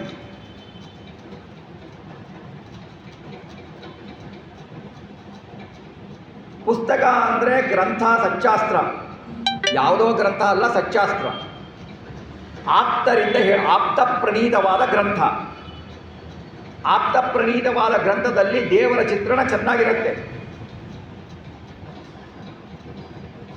ಹಯಗ್ರೀವ ದೇವರು ತನ್ನ ಕಿರುಬೆರಳನ್ನು ಪಾದದ ಕಡೆಗೆ ತೋರಿಸ್ತಾನೆ. ಹೇಳ್ತಾನೆ, ಹಯಗ್ರೀವ ದೇವರು ಹೇಳ್ತಾರೆ, ಆ ಗ್ರಂಥವನ್ನು ಓದಿ ನನ್ನ ಪಾದ ಸೇವೆಯನ್ನು ಮಾಡು, ನನ್ನ ಪಾದದಿಂದ ಭಜನೆಯನ್ನು ಮಾಡು ಅಂತ ತೋರಿಸ್ತಾನೆ. ಒಂದು ಗ್ರಂಥದಲ್ಲಿ ಜ್ಞಾನ ಮುದ್ರೆ, ಒಂದು ಕಿರುಬೆರಳಿನಿಂದ ಎಡಗೈ ಕಿರುಬೆರಳಿನಿಂದ ತನ್ನ ಪಾದವನ್ನು ತೋರಿಸ್ತಾನೆ. ಯಾಕೆ ಅಂದರೆ ದೇವರನ್ನು ನೋಡಬೇಕಾದ್ರೆ ನಾವು ಯಾವಾಗಲೂ ಪಾದದಿಂದ ನೋಡಬೇಕು, ತಲೆಯಿಂದ ಪಾದವಲ್ಲ, ಪಾದದಿಂದ ತಲೆಯನ್ನು ನೋಡಬೇಕು. ಅದು ಶಾಸ್ತ್ರದಲ್ಲಿದೆ, ಒಂದೊಂದೇ ಅವಯವ, ಖಂಡಾವಯವ. ಆ ಅವಯವವನ್ನು ನೋಡಿಕೊಂಡು ಬಿಟ್ಟೆ ಒಂದು ಅದನ್ನೆಲ್ಲ ಹರಿಕಥಾಮೃತದಲ್ಲಿ ಹೇಳ್ತಾರೆ, ಬೇರೆ ಗ್ರಂಥಗಳಲ್ಲೂ ಹೇಳ್ತಾರೆ, ಭಾಗವತ ದ್ವಿತೀಯ ಸ್ಕಂದದಲ್ಲೂ ಬರುತ್ತೆ ಹೇಗೆ ಬರಬೇಕು ಅಂತ. ಅದರಲ್ಲಿ ಒಂದೊಂದು ಅವಯವ, ಪಾದವನ್ನು ಸ್ಮರಣೆ ಮಾಡು. ಪಾದದಲ್ಲಿರುವ ಶಂಖ, ಚಕ್ರ, ಗದಾ, ಪದ್ಮ, ಅಂಕಿತ ಪಾದವ ಅಂತ ಶ್ರೀಪಾದರಾಯರು ಹಾಡು ಹೇಳಿದಾರಲ್ಲ, ಆ ಪಾದದಲ್ಲಿ ಒಂದೊಂದು ಅಂಕಿತ ಇರುತ್ತೆ. ಭಗವಂತನ ಪಾದದಲ್ಲಿ ನಮ್ಮ ಪಾದ ಇರಂಗಿರಲ್ಲ, ಅವನ ಪಾದದಲ್ಲಿ ಒಂದೊಂದು ಅಂಕಿತ ಇರುತ್ತೆ. ಆ ಅಂಕಿತಗಳಿರ್ತವಲ್ಲ, ಅದನ್ನು ನೋಡಿಕೊಂಡು ಬಿಟ್ಟು ಅದನ್ನು ಧ್ಯಾನ ಮಾಡಿ ಭಗವಂತನನ್ನು ಪಾದ ಸೇವೆಯನ್ನು ಮಾಡು ಅಂತ ಭಗವಂತ ತನ್ನ ಕಿರುಬೆರಳನ್ನು ತನ್ನ ಕೆಳಗಡೆಗೆ ತೋರಿಸ್ತಾನೆ. ಅಧ್ಯಯನ ಮಾಡಬೇಕು, ಧ್ಯಾನ ಮಾಡಬೇಕು ಅಂದರೆ ಏನು ಬೇಕು? ಸಂಸ್ಕಾರ ಬೇಕು. ಈಗ ಹೇಗಾಗಿದೆ ಅಂದರೆ, ನಾನು ಹೇಗಾಗಿ ಕೂತ್ಕೊಂಡು ಕೇಳ್ತೀನಿ, ನಾನು ಅಲ್ಲಿ ಭಕ್ತಿ ಇರಿದ್ರೆ ಸಾಕು. ಭಕ್ತಿಯ ಡೆಫಿನೇಷನ್ನೇ ಗೊತ್ತಿಲ್ಲ, ಭಕ್ತಿ ಏನು ಅಂದ್ರೇ ಗೊತ್ತಿಲ್ಲ, ಕೈ ಮುಗಿದು ಬಿಟ್ಟರೆ ಭಕ್ತಿ ಒಪ್ಪಲ್ಲ. ನಾವು ಹಿಂಗೆ ಬೋಗ್ತೀವಿ, ಹೀಗೆ ನಾವು ಭಕ್ತಿ ಹಿಂಗೆ ಮಾಡೋದು. ಮನಪೂರ್ವಕವಾಗಿ ಭಗವಂತನ ಮಹಾತ್ಮ ಪೂರಕವಾಗಿ ಭಜನೆ ನಮಸ್ಕಾರ ಮಾಡಿದರೆ ಅದು ಭಕ್ತಿ ಅಂದ್ಕೊಳ್ಳುತ್ತೆ ಹೊರತು, ನಮಸ್ಕಾರ ಮಾಡಿದರೆ ಏನಾಗತ್ತೆ, ನಮಗೆ ಶರೀರಕ್ಕೆ ಅನ್ಯತಾ ಶ್ರಮ ಬರುತ್ತೆ ಹೊರತು ಭಗವಂತನ ಮಹಿಮೆ ಎಲ್ಲ ಸುಮ್ಮನೆ ನಮಸ್ಕಾರ ಮಾಡ್ತೀನಿ 500 ಮಾಡ್ತೀನಿ 1000 ಮಾಡ್ತೀನಿ, ಭಗವಂತನ ಚಿಂತನೆ ಇಲ್ಲ ನಮಸ್ಕಾರ ಮಾಡಬೇಕಾದ್ರೆ ಅಂತಂದರೆ ಆ ಫಲ ಬರೋದಿಲ್ಲ. ಹಾಗಾಗಿ ಏನು ಸಂಸ್ಕಾರ? ನಾವು 2 ಹೊತ್ತು ಸಂಧ್ಯಾವಂದನೆಗೆ ಯೋಗ್ಯರಾದವರು 2 ಹೊತ್ತು ಸಂಧ್ಯಾವಂದನೆ, 3 ಹೊತ್ತು ಸಂಧ್ಯಾವಂದನೆ ಮಾಡಬೇಕು. ಊರ್ಧ್ವ ಪುಂಡ್ರಗಳನ್ನು ಧಾರಣ ಮಾಡಬೇಕು. ಅದು ನಿಮಗೆ ಸಂಸ್ಕಾರ ಕೊಡುತ್ತೆ. ಆ ಸಂಸ್ಕಾರ ಇರಬೇಕು. ನಾನು ಸಂಧ್ಯಾ ವಂದನೆ ಮಾಡಲ್ಲ. ಯಾರು ಮಾಡ್ತಾರೆ ಸಂಧ್ಯಾ ವಂದನೆ? ನಾನು ಜಪ ಮಾಡಲ್ಲ, ನಾನು ತಪ ಮಾಡಲ್ಲ, ನಾನು ಸುಮ್ಮನೆ ನಾನು ಭಕ್ತಿಗೆ ದೇವ್ರು ಮೆಚ್ಚಾನೆ. ಇಷ್ಟು ಭಕ್ತಿ ಸಾಕು ದೇವರಿಗೆ, ನಾವೇ ಡಿಸೈಡ್ ಮಾಡಿಬಿಡ್ತೀವಿ ಭಕ್ತರು ದೇವ್ರು ನಮ್ಗೆ ಒಪ್ಪಲೇಬೇಕು ನಾವು ಕೈ ಮುಗಿದ್ಬಿಟ್ರೆ ಅಂತ. ಈ ಥರ ಸಲ್ಲದು. ಭಗವಂತ ಹೇಳ್ತಾನೆ, ಶಾಸ್ತ್ರೋಕ್ತವಾಗಿ ಶಾಸ್ತ್ರದಲ್ಲಿ ಏನು ಹೇಳಿದ್ದಾರೋ ಆ ರೀತಿಯಾಗಿ ನೀವು ಪೂಜೆ ಮಾಡಿದರೆ, ಆ ರೀತಿಯಾಗಿ ನಮಗೆ ನಮಸ್ಕಾರ ಮಾಡಿ ನನ್ನನ್ನು ಭಕ್ತಿ ಮಾಡಿದರೆ ಮಾತ್ರ ನಾನು ಒಲಿತೇನೆ. ನಿಮಗೆ ಬೇಕಾದ ಹಾಗೆ ಭಕ್ತಿ ಮಾಡಿದರೆ ನಾನು ಒಲಿಯಲ್ಲ ಅಂತಾನೆ ಭಗವಂತ. ಅದು ಸಂಸ್ಕಾರ ತೋರಿಸ್ತಾನೆ ಭಗವಂತ. ಸಂಸ್ಕಾರ ಇರಬೇಕು ತೋರಿಸ್ತಾನೆ. ಒಂದು ಕೈಯಲ್ಲಿ ಶಂಖ ಹಿಡಿದಿದ್ದಾನೆ. ನಾವು ಭಗವಂತನ ಧ್ಯಾನಕ್ಕೆ ಕುಳಿತುಕೊಂಡ್ರೆ ಅಂತಃಕರಣದ ಶುದ್ಧಿ ಬೇಕು. ಅದೆಲ್ಲ ಧ್ಯಾನ ಯೋಗದಲ್ಲಿ ಬರುತ್ತೆ, ಅದೆಲ್ಲ ಭಾಗವತದಲ್ಲಿ ಬರುತ್ತೆ. ಆಸನ, ಪ್ರಾಣಾಯಾಮ ಅವೆಲ್ಲ ಬರುತ್ತೆ. ಹೇಗೆ ಪ್ರಾಣಾಯಾಮ ಮಾಡಬೇಕು, ಹೇಗೆ ಪ್ರಾಣಾಯಾಮ ನಾವು ಹೋಗಿ ಕ್ಲಾಸ್ನಲ್ಲಿ ತೊಗೊಂಡು ಮಾಡ್ತೀವಿ ಅಂತಂದರೆ ಅದು ಪ್ರಾಣಾಯಾಮ ದೈಹಿಕವಾಗಿ ಅಷ್ಟೇ, ಮಾನಸಿಕವಾಗಿ ಅಲ್ಲ ಅದು. ಹಾಗೆ ನಾವು ಧ್ಯಾನ ಮಾಡಬೇಕು ಅಂದರೆ ಅಂತಃಕರಣ ಶುದ್ಧಿಯಾಗಬೇಕು. ಅಂತಃಕರಣ ಶುದ್ಧಿಯಾಗಬೇಕು ಅಂದರೆ ಏನಾಗಬೇಕು? ಕರ್ಮಾಚರಣೆ ಮಾಡಬೇಕು. ಕೆಲವರು ಇರ್ತಾರೆ, ನಮಗೆ ಜ್ಞಾನ ಆದರೆ ಸಾಕು, ಕರ್ಮ ಯಾಕೆ ಬೇಕು? ಕರ್ಮ ಬೇಡಪ್ಪ ನಮಗೆ ಜ್ಞಾನ ಸಾಕು, ಕರ್ಮ ಬೇಡ. ಕರ್ಮ ಮಾಡುವವರು ಕೂಡ ಇದ್ದಾರೆ, ಜ್ಞಾನ ಮಾಡುವವರು ಕೂಡ ಇದ್ದಾರೆ. ಎರಡೂ ಬೇಕು. ಕರ್ಮವೂ ಬೇಕು, ಜ್ಞಾನವೂ ಬೇಕು. ಕರ್ಮದಿಂದಲೇ ಮೋಕ್ಷ ಸಾಧ್ಯ ಇಲ್ಲ. ಜ್ಞಾನ ಯಥಾರ್ಥವಾಗಿ ಬರಬೇಕು ಅಂದರೆ ಕರ್ಮಗಳನ್ನು ಮಾಡಬೇಕು, ಸತ್ಕರ್ಮಗಳನ್ನು ಪೂರಕ ಮಾಡಬೇಕು. ಕರ್ಮದಿಂದ ಮೋಕ್ಷ, ಜ್ಞಾನದಿಂದಲೇ ಮೋಕ್ಷ ಅಂತಲ್ಲ. ಸತ್ಕರ್ಮ ಸಹಿತವಾಗಿ ನಾವು ಜ್ಞಾನವನ್ನು ಸಂಪಾದಿಸಿದರೆ ಅದು ಉಳಿಯತ್ತೆ. ಯಾಕೆ ಅಂದರೆ ನಾವಿಷ್ಟೆಲ್ಲ ಕೇಳುವುದು ಯಾಕೆ? ನಮ್ಮ ಮರಣ ಕಾಲದಲ್ಲಿ ಭಗವಂತನ ನೆನಪು ಬರಬೇಕು ಅಲ್ವಾ? ಭಗವಂತನ ನೆನಪು ಬರಬೇಕು ನಮ್ಮ ಮರಣ ಕಾಲದಲ್ಲಿ. ಆವಾಗ ನಮಗೇನು ನೆನಪು ಬರುತ್ತೆ? ನಾನು ಆಸ್ತಿ ಮಾಡಿದ್ದೆ, ನಾವು ವಿಲ್ ಮಾಡಿದ್ದೆ, ನಾವು ಬರೆದಿದ್ದೆ, ನಮ್ಮ ಮಕ್ಕಳು ಬಂದಿಲ್ಲ, ಅವರು ಆಸ್ಟ್ರೇಲಿಯಾದಾಗಿದ್ದಾರೆ, ಅವರು ಜರ್ಮನಿ ಒಳಗಿದ್ದಾರೆ, ಇವರು ಬಂದಿಲ್ಲ, ಅವರು ಬಂದಿಲ್ಲ, ಅಯ್ಯೋ ನನಗೆ ಹೀಗಾಯಿತು. ಕೆಲವು ಮಾತುವರೆಲ್ಲ ಕೋಮದಾಗೆ ಇರ್ತಾರೆ, ಬೇರೆ ಪ್ರಶ್ನೆ ನೋಡಿರ್ತಾ ಇರ್ತೀವಿ. ನಮಗೆ ಭಗವಂತನ ಧ್ಯಾನನೇ ಬರೋದು. ಭಗವಂತನ ಧ್ಯಾನ ಬರಬೇಕು ಅಂತಂದರೆ ಸಾಧನೆಗಳು ಬೇಕು, ಕರ್ಮಾಚರಣೆ ಬೇಕು. ಅಜಾಮಿಳನ ಕಥೆ ಕೇಳ್ತೀವಿ ಭಾಗವತದಲ್ಲಿ ಅಲ್ವಾ? ಅಜಾಮಿಳ ತನ್ನ 10 ಜನ ಮಕ್ಕಳಿಗೆ ಒಬ್ಬನಿಗೆ ನಾರಾಯಣ ಅಂತ ಹೆಸರಿಟ್ಟ. ನಾರಾಯಣ ಅಂತ ಕರೆದ ತಕ್ಷಣ ಅವನಿಗೆ ಯಮದೂತರನ್ನ ಕಳಿಸ್ಬಿಟ್ಟು ನಾರಾಯಣನ ದೂತರು ಬಂದರು. ಆದರೆ ಅವನ ಪೂರ್ವಜನ್ಮಗಳ ಸಾಧನೆ ಇತ್ತಲ್ವ. ನೀವು ಏಕ್ದಮ್ಮು ತಿರುಪತಿಗೆ ಹೋಗ್ಬಿಟ್ಟು ಕೊನೆ ಮೆಟ್ಲು ಹತ್ತಿರ ಇಲ್ಲ ತಾನೆ? ಹತ್ತಬೇಕಾದ್ರೆ ಸಾಧನೆ ಮಾಡ್ಬೇಕು ತಾನೆ? ಹತ್ತಬೇಕು ತಾನೆ? ಮೆಟ್ಲು ಹತ್ಕೊಂಡು ಹೋಗಬೇಕು. ನಾವೆಲ್ಲ ಪ್ರಯತ್ನ ಮಾಡೋದು ಅಂತ್ಯಕಾಲದಲ್ಲಿ ಭಗವಂತನ ಸ್ಮರಣೆ ಬರಬೇಕು. ಅಂತ್ಯಕಾಲದಲ್ಲಿ ಭಗವಂತನ ಸ್ಮರಣೆ ಬಂದರೆ ಮಾತ್ರ ಅಂತ್ಯಕರಣದಲ್ಲಿ ನಾವು ಎಲ್ಲ ಮಾಡ್ತೀವಪ್ಪ. ನಮಗೆ ಅಂತ್ಯಕಾಲದಲ್ಲಿ ಬಂದರೆ ಸಾಕು, ಒಂದು 8 ದಿವಸ ನಾವು ಮಾಡ್ತೀವಿ ಭಗವಂತನ ಸ್ಮರಣೆಯನ್ನು ಅಂತಂದರೆ, ನಾವು ಯಾವಾಗ ಹೋಗ್ತೀವೋ, ಯಾವಾಗ ಹಾಸ್ಪಿಟ್ಲಿಗೆ ಹೋಗ್ತೀವೋ, ಹಾಸ್ಪಿಟ್ಲಿಗೆ ಹೋಗ್ದೇನೆ ಯಾವಾಗ ಕುತ್ಕೊಂಡಲ್ಲೇ ಹೋಗ್ತೀವೋ ಯಾರಿಗೂ ಗೊತ್ತಿಲ್ಲ. ಸ್ಮರಣೆ ಅನ್ನೋದು ಎಲ್ಲಿಂದ ಬರುತ್ತೆ ರೀ? ಜನನ ಮರಣ ನಮ್ಮ ಕೈಯಲ್ಲಿಲ್ಲ. ಡಾಕ್ಟ್ರು ಹೇಳಿರ್ತಾರೆ ಇವತ್ತು 6 ಗಂಟೆಗೆ ಹುಡ್ತಾನೆ ಅಂತ. ಅವ್ನು 12 ಆದರೂ ಹುಟ್ಟಿರಲ್ಲ. 8 ತಿಂಗಳು 9 ತಿಂಗಳು ಇನ್ನೂ 10 ದಿವಸ ಅಂತಿರ್ತಾರೆ, ಅವನ ಮನೆ ಹುಟ್ಟುಬಿಟ್ಟಿರ್ತಾನೆ. ಹುಟ್ಟಿದ ಮಗು ಹುಟ್ಟುತ್ತಾರೆ, ಚೆನ್ನಾಗಿ ಬೆಳೆದಿದೆ ಅಂತಂದರೆ ಹುಟ್ಟದಾನೆ ಸತ್ತು ಹೋಗ್ತದೆ. ಯಾರ ಕೈಯಲ್ಲಿದೆ? ಯಾರ ಕೈಯಲ್ಲೂ ಇಲ್ಲ. ನಾಳೆ ನಾಳೆ ನಾಳೆ ನಾಳೆ ಮಾಡಿದ್ರಾಯ್ತು, ನಾಳೆ ಮಾಡಿದ್ರಾಯ್ತು, ನಾಳೆ ಮಾಡಿದ್ರಾಯ್ತು ಅಂತೀವಿ. ನಾಳೆಯ ಕಾರ್ಯ ಅನ್ನೋದನ್ನು, ಇಂದಿನ ಕಾರ್ಯವನ್ನು ಈಗ ಮಾಡು, ನಾಳೆಯ ಕೆಲಸವನ್ನು, ಒಳ್ಳೆಯ ಕೆಲಸವನ್ನು ಈಗ ಮಾಡು. ಮುಂದಿನ ಕ್ಷಣ ನಿನ್ನದಲ್ಲ. ಮುಂದಿನ ಕ್ಷಣದಲ್ಲಿ ನೀನು ಇರ್ತೀಯೋ ಇಲ್ಲೋ ನಿನ್ನಲ್ಲಿಲ್ಲ ಅದು. ಅದನ್ನು ಹೇಳಿದ್ದೆ ಮಹಾಭಾರತ ಉದಾಹರಣೆ ಯುಧಿಷ್ಠಿರಂದು. ಕರ್ಮವನ್ನು ಮಾಡಬೇಕು. ಕರ್ಮ ಇಲ್ಲದೆ ಜ್ಞಾನ ಬರಲ್ಲ. ಯಾಕೆಂದರೆ ಒಂದು ಉದಾಹರಣೆ ಭಗವದ್ಗೀತೆಯಲ್ಲಿ ಹೇಳ್ತಾರೆ. ಒಲೆ ಮೇಲೆ ನಿಮಗೆ ಹೇಳಿದ್ದೆ ಮುಂಚೆನೆ, ಸುಮಾರು ಪ್ರವಚನಗಳ ಹಿಂದೆ. ಒಂದು ಒಲೆಯಲ್ಲಿ ಮೇಲೆ ಪಾತ್ರೆ ಇಡ್ತೀರ, ಪಾತ್ರೆಯಲ್ಲಿ ನೀರು ಹಾಕ್ತೀರ, ಅಕ್ಕಿ ಹಾಕ್ತೀರ, ಇಟ್ಟುಬಿಡಿ ಬೆಳಗ್ಗೆಯಿಂದ. ಸಾಯಂಕಾಲ ನೋಡಿ ಅನ್ನ ಆಗಿರುತ್ತಾ? ಅನ್ನ ಆಗಿಲ್ಲ, ಅಕ್ಕಿ ನೀರು ಹಾಗೇ ಇದೆ. ಯಾಕೆ ಅಂದರೆ ಬೆಂಕಿ ಹಚ್ಚಿದ ಕರ್ಮ ಎನ್ನುವುದು ಬೆಂಕಿ, ಕರ್ಮದಿಂದ ಬೆಂಕಿ, ಕರ್ಮವೆಂಬ ಬೆಂಕಿಯನ್ನು ಹಚ್ಚಿದರೆ ಒಳಗಿನ ಅನ್ನ ಬೇಯ್ದು ಜ್ಞಾನ ಪ್ರಕಟವಾಗುತ್ತೆ. ಅನ್ನ ಅಂದರೆ ಪರಮಾತ್ಮ, ನೀರು ಅಂದರೆ ಲಕ್ಷ್ಮೀದೇವಿ. ಆ ಕರ್ಮ ಅನ್ನುವ ಅಗ್ನಿಯನ್ನು ನಾವು ಗಾಳಿ ಬೇಕಲ್ವ ಅಗ್ನಿಗೆ ಉಳಿಲಿಕ್ಕೆ, ವಾಯುದೇವರೆಂಬ ಮುಖ್ಯ ಪ್ರಾಣದೇವರೆಂಬ ಗಾಳಿಯ ಅನುಕೂಲದಿಂದ ನಾವು ಕರ್ಮವನ್ನು ಮಾಡಿ ವಾಯುದೇವರು ಹೇಗೆ ಹೇಳಿದರೋ ಹಾಗೆ ಶಾಸ್ತ್ರದಲ್ಲಿ ಹೇಳಿದರೋ ಹಾಗೆ ಕರ್ಮವನ್ನು ಮಾಡಿದಾಗ ಭಗವಂತನ ಜ್ಞಾನ ನಮಗೆ ಬರುತ್ತೆ. ಅದರಿಂದ ಜ್ಞಾನಿಗಳಾಗಿ ಮೋಕ್ಷ ಸಿಗತ್ತೆ. ಕರ್ಮನೇ ಮಾಡಲ್ಲ ಅಂದರೆ ಮೋಕ್ಷ ಸಿಗಲ್ಲ. ಬರೇ ಕರ್ಮನೇ ಮಾಡ್ತಿರ್ತೀನಿ ಎಂದು ಕರ್ಮ ಮಾಡಿಕೊಂಡು ಮೇಲ್ಗಡೆಗೆ ಭಗವಂತನ ಜ್ಞಾನದ ನೀರು ಅನ್ನ ಇಲ್ಲ ಅಂದರೆ ಎಲ್ಲಿಂದ ನಾವು ಆಗಲ್ಲ. ಪಾತ್ರೆ ನಮ್ಮ ಪಾತ್ರ, ಅದು ನಮ್ಮ ದೇಹ. ಪಾತ್ರಗಳು, ಪಾತ್ರ ಅಂದರೆ ದೇಹ, ಅಧಿಷ್ಠಾನ ಹಾಕಿಕೊಳ್ಬೇಕು. ಅದಕ್ಕೆ ಅಂತಃಕರಣ ಶುದ್ಧಿ ಇರಬೇಕು. ಆಮೇಲೆ ಮುಂದೆ ಹೇಳ್ತಾರೆ, ಶ್ರೇಯೇ ಹಯಮುಖಂ ಶ್ರಾವ್ಯ ಕಾವ್ಯ ಮಾರ್ಗ ಸಮಾಪ್ತಯೇ ಸರಾಗಯೋಗಿ ಪೂಗೋಕ್ತ ಸ್ತೋತ್ರ ವಶಮ್ಮಃ. ಮತ್ತೆ ಹಯಗ್ರೀವರನ್ನು ಕೊಂಡಾಡ್ತಾರೆ. ಹಯಗ್ರೀವ ದೇವರು ಅವ್ರು ಹೇಳ್ತಾರೆ, ಗ್ರಂಥ ರಚನೆ ಎಂಬ ದಾರಿಯಲ್ಲಿ ಹೊರಟಿದ್ದೇನೆ, ಈ ದಾರಿ ಕೊನೆಗೊಳ್ಳಬೇಕು, ಅದಕ್ಕಾಗಿ ಈ ಕುದುರೆಯನ್ನು ಆಶ್ರಯಿಸುತ್ತೇನೆ. ಕುದುರೆ ಚೆನ್ನಾಗಿ ಹೋಗಬೇಕು ಅಂದ್ರೆ ಏನು ಬೇಕು? ಒಂದು ಕೋಲು ಬೇಕು, ಬಾರ್ಕೋಲ್ ಬೇಕು. ಆ ಬಾರ್ಕೋಲ್ ಯಾವುದು? ಸೂತ್ರ. ಕುದುರೆ ಲಗಾಮ ಮಾಡಿದ್ದು ಸೂತ್ರ ವಾಯುದೇವರು. ಯಾರು ಮಾಡಿದ್ದು? ರುಜುಯೋಗಿಗಳು ಮಾಡಿದ್ದು, ವಾಯುದೇವರು ಮಾಡಿದ್ದು. ದೇವರಲ್ಲಿ ಪ್ರೀತಿಯಿಂದ ಮಾಡಿದ್ದು. ಅದನ್ನು ಹಿಡಿದುಕೊಂಡು ಬಿಟ್ಟರೆ ದಾರಿ ಸಾಗಲು ಒಂದು ದೀಪ ಬೇಕು. ಆ ದೀಪ ಯಾವುದು? ಹಯಗ್ರೀವ ದೇವರೆಂಬ ತೇಜಸ್ಸು. ಆ ದೀಪ ಬೇಕು.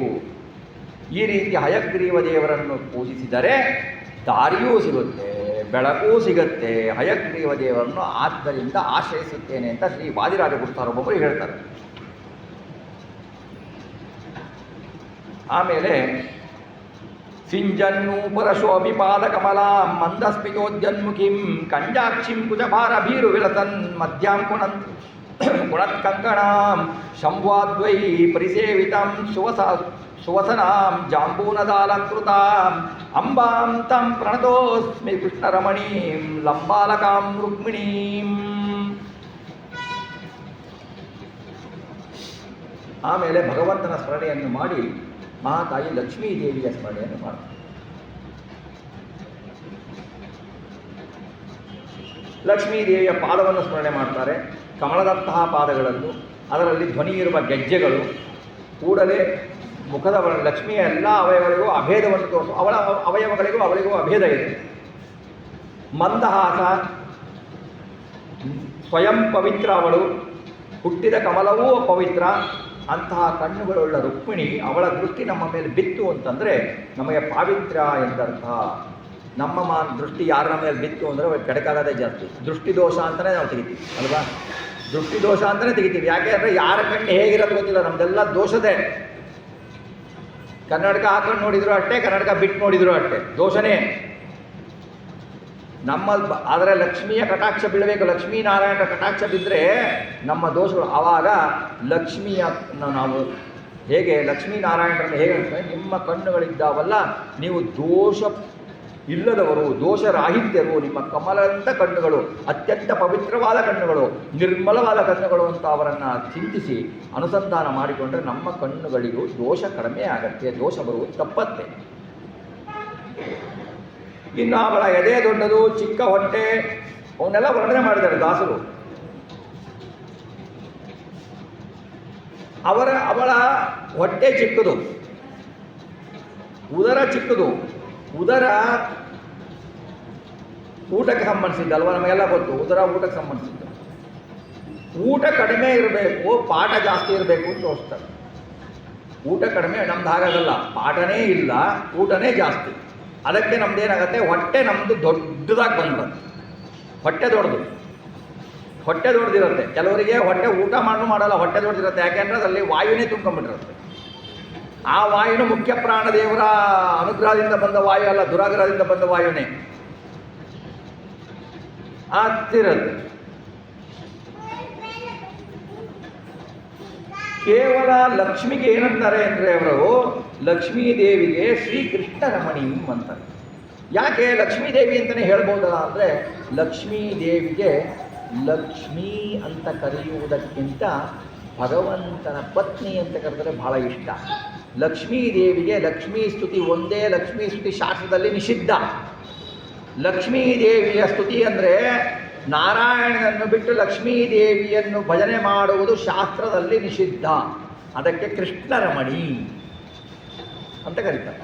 ಕೃಷ್ಣರಮಣಿ ಲಕ್ಷ್ಮೀ ನಾರಾಯಣ, ನಾರಾಯಣನ ಜೊತೆಗೆ ಸೇರಿಸಬೇಕು ಲಕ್ಷ್ಮೀನ. ಲಕ್ಷ್ಮಿಗೆ ಸಪರೇಟಾಗಿ ಹೇಳಬಾರದು, ಲಕ್ಷ್ಮಿನೂ ಒಲಿಯಲ್ಲ. ಹಾಗೆ ಅದಕ್ಕೋಸ್ಕರ ಅದು ಹೇಳಿದ್ದಾರೆ. ಆಮೇಲೆ ಅದಾದ ಮೇಲೆ ಸತ್ಸಂಗ ಮಾನದ ಸರೋವರ ಮಧ್ಯವರ್ತಿ ಕೃಷ್ಣಾಂದ್ರಿ ಚಾರು ಕಮಲಾರ್ಪಿತ ಚಿತ್ತವೃತ್ತೇ ಶಾಸ್ತ್ರಾದಿ ಮಂಜು ಪದರಂಜಿತ ರಮ್ಯ ಸಂಸತ್ ಅಸ್ಮಾಕ ಹುತ್ಸರಜಿಸೇ ಸ್ತುನ ಮಧ್ವ ಹಂಸ. ಆಮೇಲೆ ಆಚಾರ್ಯ ಮಧ್ವರ ಸ್ತುತಿಯನ್ನು ಮಾಡ್ತಾರೆ. ಮಧ್ವರೆಂಬ ಹಂಸ ಪಕ್ಷಿ, ಹಂಸ ಗೊತ್ತಲ್ವ? ಹಂಸ ನೀರು ಹಾಲನ್ನು ಮಿಕ್ಸ್ ಮಾಡಿಟ್ರೆ ಅದರಲ್ಲಿ ಹಾಲಿನವನ್ನು ಮಾತ್ರ ತೆಕ್ಕೊಳ್ಳುತ್ತೆ, ನೀರು ಬಿಡೋದು. ಈಗಿರೋ ಹಂಸಗಳಲ್ಲ ಅವು. ಈಗಿರೋ ಹಂಸಗಳು ಏನು ಮಾಡುತ್ತೆ ಅಂತ ಗೊತ್ತಿಲ್ಲ, ಅವೆಲ್ಲ ಕುಡಿದು ಬಿಡ್ತವೆ. ಕೆಲವೊಂದು ಹಂಸಗಳಿದ್ದಾವೆ, ಅವು ಹಾಲನ್ನು ಮಾತ್ರ ತೆಗೆದುಕೊಂಡು ನೀರಿನ ಅಂಶವನ್ನು ಬಿಡುತ್ತೆ, ಅಂತ ಅವು ಕೃಷ್ಣನ ಪಾದಗಳು. ಸಜ್ಜನರ ಸಭೆ ಅನ್ನುವುದು ಒಂದು ಸರೋವರ ಅಂತ ತಗೊಳ್ಳಿ. ಕೃಷ್ಣನ ಪಾದಗಳು ಕಮಲಗಳು. ಆಚಾರ್ಯ ಮಧ್ವರು ಹಂಸರು, ಆ ಕಮಲಗಳಲ್ಲಿ ಆಸಕ್ತಿ ವಹಿಸಿದ್ದಾರೆ.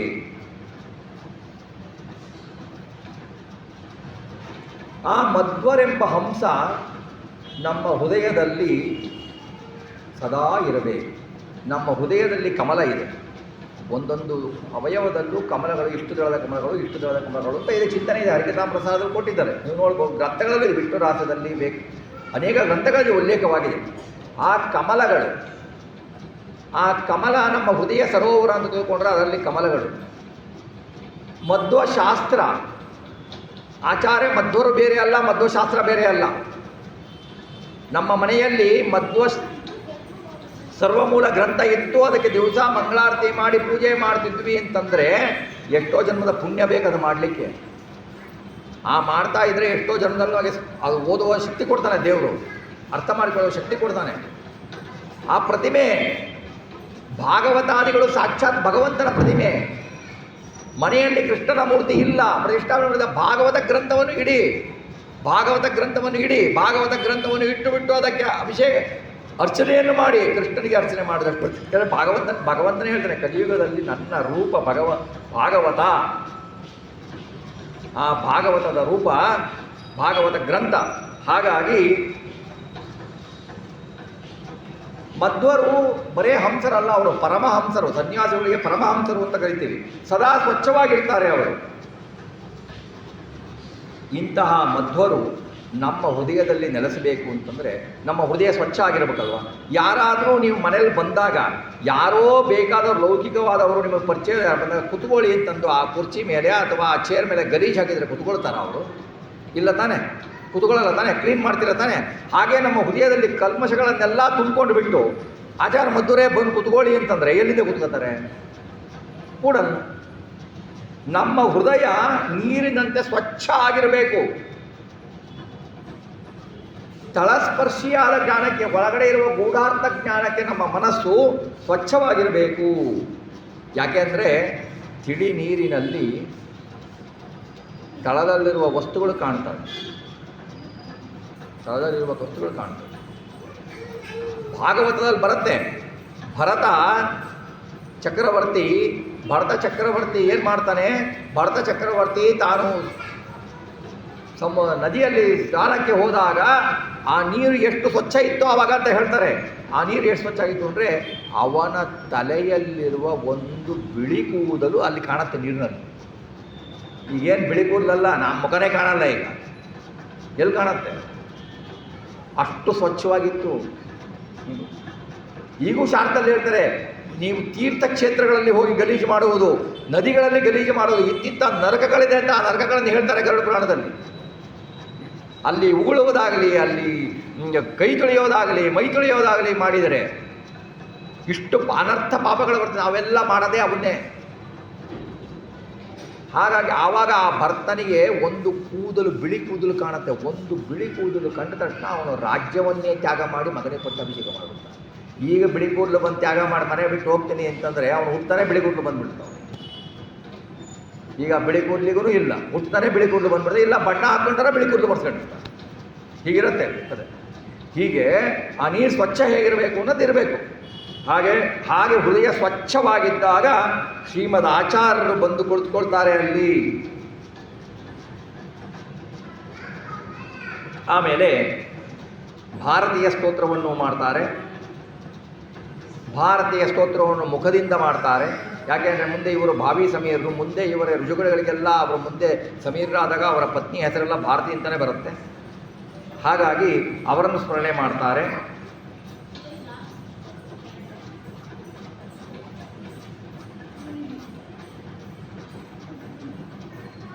ಆಮೇಲೆ ರಾಜರು ತಮ್ಮ ಬಗ್ಗೆ ಹೇಳ್ತಾರೆ. ಹಯಾಸ್ಯ ನಾಸ ಪುರಜಾತವಾತ ವಿಘಾತ ದೂತ ಅಘಪಾಲಾಲಜಾತಃ ಮುನೀಶ ವಾಗೀಶ ಸುತಸ್ತುರಮ್ಯಾಂ ಹರೇ ಕಥಾಂ ಶಂಸತಿ ವಾದಿರಾಜ. ರಾಜರು ಹೇಳ್ತಾರೆ, ಗ್ರಂಥ ರಚನೆಯಲ್ಲಿ ನನಗೆ ಯಾವುದೂ ವಿಘ್ನಗಳೇ ಇಲ್ಲ. ಯಾಕೆ ಅಂದರೆ ಹಯಗ್ರೀವ ಕುದುರೆ ಮುಂದೆ ನೀವು ಆಹಾರ ಹಾಕಿದರೆ ಅದು ತನ್ನ ಮೂಗಿನ ಹೊಳ್ಳೆಯಿಂದ ಗಾಳಿಯನ್ನು ಬಿಟ್ಟು ಆ ಕಶ್ಮಲವನ್ನು ಓಡಿಸುತ್ತೆ. ಅದೇ ರೀತಿ ವಾದಿರಾಜರು ಯಾವಾಗಲೂ ಹಯಗ್ರೀವ ತೊಡೆಯ ಮೇಲೆ ಕೂತಿರ್ತಾರೆ. ಯಾವಾಗಲೂ ಹಯಗ್ರೀವ ದೇವರ ಉಸಿರು ವಾದಿರಾಜರ ಮೇಲೆ ಬೀಳ್ತಾ ಇರುತ್ತೆ. ಅಂದರೆ ಅವರ ದೋಷ ಎಲ್ಲಿಂದ ಬಂದ್ರಿ? ಹಯಗ್ರೀವ ದೇವರ ಉಸಿರು ಗಾಳಿ ವಾಯುದೇವರು ಬಂದರು ಅಂದರೆ ಅವರಿಗೆ ಅನುಗ್ರಹ ಆಯಿತು ಅಂದರೆ ಹಯಗ್ರೀವ ದೇವರ ಮುಖದಿಂದ ಮೂಗಿನಿಂದ ಬಂದ ವಾಯುದೇವರ ಗಾಳಿ ಇವರಿಗೆ ಬಿತ್ತು ಅಂತಂದರೆ ಯುಗನಸ್ಥರಿಗೆ ಅವರಿಗೆ ಯಾವ ದೋಷವೂ ಇಲ್ಲ, ನನಗೆ ಯಾವ ದೋಷವೂ ಇಲ್ಲ. ಆಮೇಲೆ ಹೇಳ್ತಾರೆ,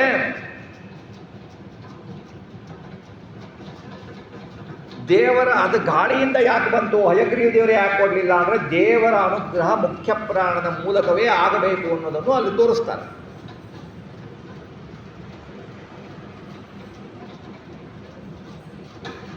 ವಾಗೀಶ ತೀರ್ಥರ ಸುತ ಅಂತಾರವರು. ವಾಗೀಶ ತೀರ್ಥರ ಸುತ ಅಂದರೆ ಗುರುವಿನ ಅನುಗ್ರಹದಿಂದಲೇ ಬರಬೇಕು, ಗುರುಗಳ ಮುಖಾಂತರ ಹೋಗಲೇಬೇಕು. ನಾವು ವಾಯುದೇವರ ಮುಖಾಂತರ ಹೋಗ್ತೀವಿ, ವಾಯುದೇವರು ಗುರುಗಳು, ಬಟ್ ನಮ್ಮ ಗುರುಗಳ ಮುಖಾಂತರಗಳನ್ನೇ ಹೋಗಬೇಕು ಅಂತ ತೋರಿಸ್ತಾರೆ. ಅಪಂಡಿತೇನಾಪಿ ಮಯಾರ್ಜಿತೇಯಂ ಮುಕುಂದಲೀಲಾ ಕವಿಕಂಠಮಾಲಾ ಕೌಶಲೇನ ಗಣಿತೇತಿ ಜಾತಿ ಪ್ರಸೂನಮಾಲಾ ಕಿಮುಸಂತ್ಯಜಂತಿ. ಅವರು ನೋಡಿ ಅಹಂಕಾರ ನಿರ್ಣಯ ಮಾಡ್ತಾರೆ. ಅದನ್ನೇ ನ್ಯಾಯಸುಧಾದಲ್ಲಿ ಟೀಕಾಚಾರ್ಯ ಹೇಳ್ತಾರೆ, ನ ಶಬ್ದಾಬ್ದವು ಗಾಢ ಅಂತ ಅವರು ಆ ಶ್ಲೋಕದಲ್ಲಿ ತಮ್ಮ ಅಹಂಕಾರವನ್ನು ತೆಗಿತಾರೆ. ನನಗೇನು ಗೊತ್ತಿಲ್ಲ ಅಂತ ಹೇಳ್ತಾರೆ. ಇವರು ಹೇಳ್ತಾರೆ, ಅಹಂಕಾರ ತುಂಬ ಪಂಡಿತನಲ್ಲ, ನಾನು ಈ ಗ್ರಂಥವನ್ನು ರಚಿಸಿದ್ದೇನೆ. ಜ್ಞಾನಿಗಳಾದವರು ಹೃದಯಕ್ಕೆ ಒಂದು ಮಾಲಿಕೆ ಹಾರದಂತಿದೆ. ಪಂಡಿತರು ಈ ಗ್ರಂಥವನ್ನು ತಿರಸ್ಕರಿಸಬಾರದು ಅಂತಾರೆ. ಕಾವ್ಯ ರಚನೆ ಉತ್ತಮವಾಗಿಲ್ಲ ನಂದು, ಆದರೂ ದೇವರ ಲೀಲೆಗಳ ಮೇಲೆ ಪ್ರೀತಿಯಿಂದ ನನ್ನ ಕಾವ್ಯ ರಚನೆ ಉತ್ತಮ ಆಗಿಲ್ಲ ಅಂದರೂ ದೇವರ ಮಹಿಮೆ ಹೇಳ್ತಾ ಇದೆಯಲ್ಲ, ಆದ್ದರಿಂದ ಇದನ್ನು ನೀವು ಸ್ವೀಕರಿಸಬೇಕು.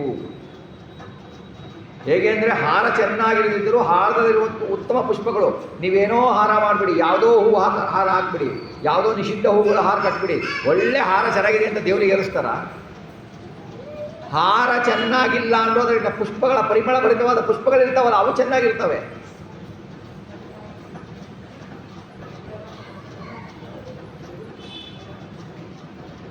ಅಂದರೆ ನನಗೆ ಏನೋ ಬರೋದಿಲ್ಲ ಎಂದು ದೇವರ ವಿಷಯದಲ್ಲಿ ಏನೋ ಮಾಡೋದಿಲ್ಲ ಅಂತ ತಿಳ್ಕೋಬಾರ್ದು, ಏನು ಬರೆದಿದ್ದರೂ ಪ್ರಯತ್ನ ಮಾಡಬೇಕು ಅಂತ ಇದರ ಅರ್ಥ ಅಂತ ಹೇಳ್ತಾರೆ. ಅಪಂಡಿತ ನಾನು ಅಂತ ಹೇಳಿದರೆ ಒಂದು ಅಪಂಡಿತ, ಪಂಡಿತ ಅಲ್ಲ ಅಂತ ಒಂದು ಆ ಪ್ಲಸ್ ಪಂಡಿತ. ಆ ಅಂದರೆ ಅಕಾರವಾಚ್ಯನಾದವನು ಪರಮಾತ್ಮ, ಅದು ಏಕಕೋಶ ಶಬ್ದದಲ್ಲಿದೆ. ಸಂಸ್ಕೃತದಲ್ಲಿ ಅಕಾರವಾಚ್ಯನಾದವನು ಪರಮಾತ್ಮ, ಅಕಾರ ಅಂತ ಹೆಸರು, ಆ ಅಂತ ಹೆಸರುಂಟು ಪರಮಾತ್ಮನಿಗೆ. ಆ ಪ್ಲಸ್ ಪಂಡಿತ, ಪರಮಾತ್ಮನ ವಿಷಯದಲ್ಲಿ ನಾನು ಪಂಡಿತ ಅಂತ ಹೇಳ್ಕೊಳ್ತಾನೆ. ಇದನ್ನು ಹಾಕ್ತಿರ್ಬೋದು. ಇನ್ನು ಕಥಾಭಾಗವನ್ನು ನೋಡೋಣ. ಅಸಂಖ್ಯ ಪಾಪಾಚಲ ಕೋಟಿ ಭಾಜಾಂ ದಿಜೇ ಸುತಾನಾಂ ವಶಮಾಗತೇಯಂ ಅಸಹ್ಯ ಭಾರಾರ್ಧಿತ ಸರ್ವಗಾತ್ರಿ ಜಗಾಮಧಾತ್ರಿ ಶರಣಂ ವಿರಿಂಚಂ. ಭೂದೇವಿ ಲೆಕ್ಕ ಇಲ್ಲದಷ್ಟು ಪಾಪ ಎಂಬ ಪರ್ವತಗಳನ್ನು ಹೊತ್ತುಬಿಟ್ಟಿದ್ದಾಳೆ. ಭೂದೇವಿ ಭಾರವನ್ನು ತಡೆಯಲಾರದಾಗಿದ್ದಾಳೆ. ದುಃಖದಿಂದ ಬಂದು ಬ್ರಹ್ಮದೇವರನ್ನು ಮೊರೆ ಹೊತ್ತಾಳೆ. ಪಾಪಗಳನ್ನು ಪರ್ವತಗಳಿಗೆ ಹೋಲಿಸಿದ್ದಾರೆ. ಯಾಕೆ ಅಂದರೆ ಅಚಲ, ಅದು ಮೂವ್ ಆಗಲ್ಲ, ಚಲನೆ ಇಲ್ಲ. ಯಾಕೆಂದರೆ ದೈತ್ಯರಲ್ಲಿ ಸ್ವಭಾವತಃ ದೈತ್ಯರಲ್ಲಿ ಅಸುರರಲ್ಲಿ ಯಾವಾಗಲೂ ಪಾಪವು ಸ್ಥಿರ, ಅಚಲ ಅನ್ನೋದನ್ನು ತೋರಿಸ್ತಾರೆ. ಸರ್ವಗಾತ್ರಿ, ಎಲ್ಲೆಲ್ಲೂ ಹರಡು ಬಿಟ್ಟಿದ್ದಾರೆ ದೈತ್ಯರು. ಆವಾಗ ದೈತ್ಯರಿದ್ದರು, ರಾಕ್ಷಸರಿದ್ದರು, ಎಲ್ಲ ಇದ್ದರು. ರಾಕ್ಷಸರು ಅಂದರೆ ನಮ್ಮ ಗುರುಗಳು ಹೇಳ್ತಾರೆ, ರಾಕ್ಷಸರು ಅಂದರೆ ಮನೋವಿಕಾರ ದೇಹ ವಿಕಾರ ಎರಡೂ ಇರೋದು. ರಾವಣ 10 ತಲೆ, ಕುಂಭಕರ್ಣ ದೊಡ್ಡ ಶರೀರ ಅಲ್ವಾ, ಇವೆಲ್ಲ ಇರೋದು. ದೇಹತಃ ವಿಕಾರರು, ಮಾನಸಿಕವಾಗೂ ವಿಕಾರರು ರಾಕ್ಷಸರು. ಇನ್ನು ಮುಂದೆ ಬರೋರು ಸ್ವಲ್ಪ ಕಷ್ಟ ಅವ್ರನ್ನ ಗುರುತಿಸೋದು. ಅವರು ಯಾರು? ದೈತ್ಯರು ಅಂತ. ಅವ್ರು ಹೇಗಿರ್ತಾರೆ? ಮುಖತಃ ಸುಂದರರು, ಬಾಹ್ಯದಲ್ಲಿ ಬಹಳ ಸುಂದರರು, ಅಂತಃಕರಣದಲ್ಲಿ ವಿಕಾರರು, ಭಗವಂತನ ದ್ವೇಷಗಳು. ಯಾರು ಉದಾಹರಣೆ? ಮಹಾಭಾರತದಲ್ಲಿ ಬರುವ ದುರ್ಯೋಧನ ದುಶ್ಯಾಸನ ಎಲ್ಲ ಬಹಳ ಸುಂದರರು. ನೋಡ್ಲಿಕ್ಕೆ ಸುಂದರರಲ್ವಾ ಅವರು? ಸುಂದರರಿದ್ದಾರಲ್ವಾ? ಅವರಿಗೇನು 10 ತಲೆ ಇಲ್ಲ, 20 ಕೈ ಇಲ್ಲ, 20 ಕಾಲಿಲ್ಲ. ಮುಖತಃ ಸುಂದರರು, ದೇಹತಃ ಸುಂದರರು, ಸ್ವಭಾವತಃ ರಾಕ್ಷಸರು. ಈಗೆಲ್ಲ ತುಂಬಿರೋದು ದೈತ್ಯರುಗಳೇ. ಯಾಕೆಂದರೆ ನೋಡ್ಲಿಕ್ಕೆ ಎಲ್ಲರೂ ಎಷ್ಟು ಚೆನ್ನಾಗಿದ್ದಾರೆ, ಏನು ಮಡಿ ಹಾಕ್ಕೊಳ್ತಾರೆ, ಏನು ಅಂದರೆ ಯಾರು ತಪ್ಪು ತಿಳ್ಕೊಳ್ಬಾರ್ದು, ಇರೋದು ಹಾಗೇನೆ. ಯಾರು ಮಡಿ ಉಟ್ಕೊಳ್ತಾರೆ, ಯಾರು ಎಂಥ ಡ್ರೆಸ್ ಮಾಡ್ಕೊಂಡು ಎಷ್ಟು ಚೆನ್ನಾಗಿದ್ದಾರೆ ಸೌಂದರ್ಯ, ಮನಸ್ಸಲ್ಲಿ ನೋಡಿದರೆ ಕುರೂಪಿನೇ. ದೈತ್ಯರು ಯಾರು, ಸಜ್ಜನರು ಯಾರು ಅನ್ನುವುದನ್ನು ನೋಡೋದಕ್ಕೆ ಆಗ್ತಾ ಇಲ್ಲ ನಮಗೆ. ಆ ಪರಿಸ್ಥಿತಿ ಬಂದ್ಬಿಟ್ಟಿದೆ. ಆವಾಗ ಅವಳು ಬ್ರಹ್ಮದೇವರನ್ನು ಮೊರೆ ಹೊಂದುತ್ತಾಳೆ.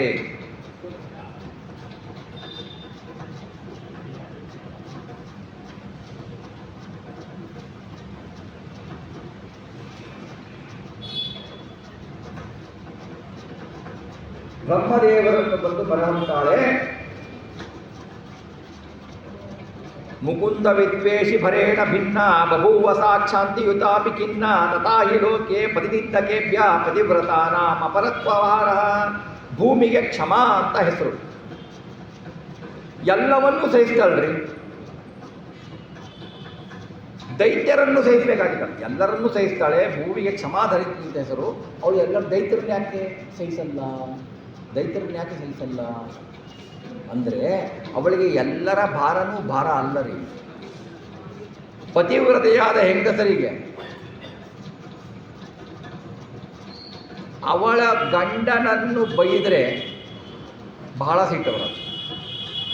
ಅವ್ರನ್ನು ಬೈಯೋಕ್ಕಿಂತ ಅವ್ರ ಗಂಡಂದನ್ನು ಬೈತಾರೆ. ಈಗ ಬೇರೆ ಮಾತು. ಅವರು ಇನ್ಯಾರ ಅವ್ರ ಗಂಡಂದನ್ನು ಬೈದರೆ ಅವರು ಸೇರಿ ಬೈತಾರೆ, ಅದು ಬೇರೆ ಪ್ರಶ್ನೆ. ಈಗ ಅವರ ಗಂಡಂದರನ್ನು ಬೈದ ಭೂಮಿಯ ಅಭಿಮಾನಿ ಧರಾದೇವಿ ಲಕ್ಷ್ಮೀದೇವಿನ ಒಗಿತಾಳೆ. ಲಕ್ಷ್ಮೀದೇವಿಗೆ ಭಾರ ಯಾರು? ತನ್ನ ಗಂಡನಿಗೆ ಬೈಯುವರು. ಯಾಕಂದರೆ ಅವಳು ಪತಿವ್ರತ ಶಿಖಾಮಣಿ. ಅವಳಿಗೆ ಗಂಡನನ್ನು ಬೈಯುವ ಅಸುರರು, ಗಂಡನನ್ನು ದ್ವೇಷಿಸುವ ಅಸುರರು ಭೂಮಿಯಲ್ಲಿದ್ದರೆ ಅವಳಿಗೆ ಭಾರನೇ ತಡೆಯಲಿಕ್ಕಾಗಲ್ಲ ಅವಳಿಗೆ. ಅದಕ್ಕೆ ಏನಾಯಿತು? ಭೂಮಿದೇವಿ ಬಂದಳು, ಬ್ರಹ್ಮದೇವರ ಹತ್ರ ಬಂದಳು ಅಂತ. ಈಗ ಸ್ವಲ್ಪ ಭಾಗವತ ಶ್ಲೋಕವನ್ನು ನೋಡಿದರೆ, ಗಿರಂ ಸಮಾಧೌ ಗಗನೆ ಸಮೀರತಾಂ ನಿಶಮ್ಯ ವೇದಾಸ್ತ್ರಿದಶಾನುವಾಚ ಗಾಂ ಪೌರುಷೀಂ ಮೇ ಗುರುತಾಮರಾ ಪುನರ್ವೀದೀಯತಾಮಾಶು ತಥೈವ ಮಾಚಿರಂ. ಆವಾಗ ಬ್ರಹ್ಮದೇವರು ಹೇಳ್ತಾರೆ, ನೋಡಮ್ಮ, ನಾನೇನು ಮಾಡಲಿಕ್ಕಾಗಲ್ಲ. ನಾನು ರುದ್ರದೇವರನ್ನ ಎಲ್ಲರನ್ನು ಕರ್ಕೊಂಡ್ಬಿಟ್ಟು ಪರಮಾತ್ಮ ಹತ್ರ ಹೋಗೋಣ, ವಿಷ್ಣುವಿನ ಹತ್ರ ಹೋಗೋಣ, ಹರಿ ಹತ್ರ ಹೋಗೋಣ, ಅವನೇ ನಿನ್ನ ಭಾರವನ್ನು ಇಳಿಸಲು ಶಕ್ಯ ಅಂತ ಕರ್ಕೊಂಡು ಹೋಗ್ತಾರೆ. ಆವಾಗ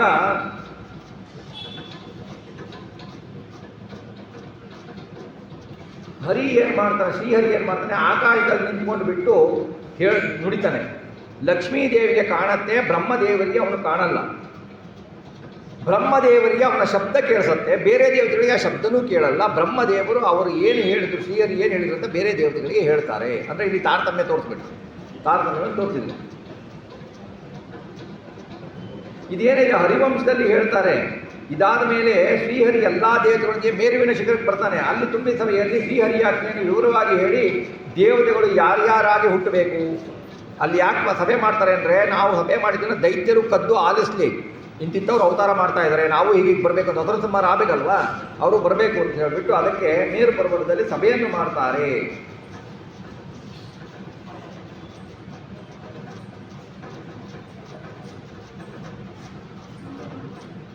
ಅವಳು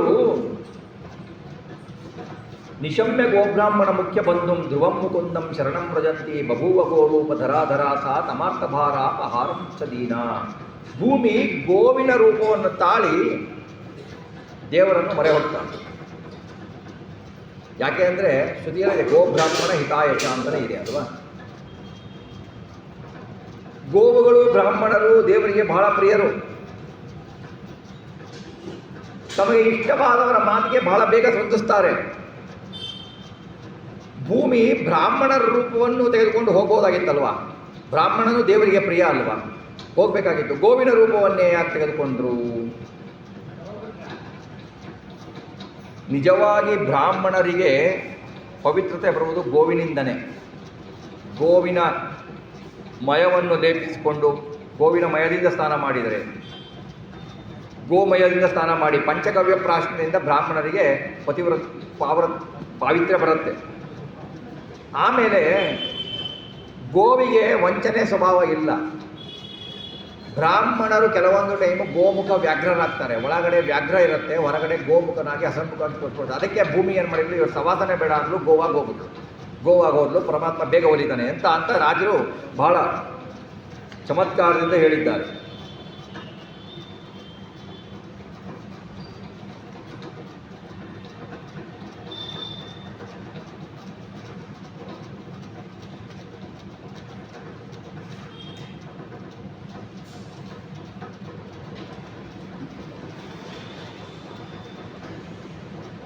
ಆಮೇಲೆ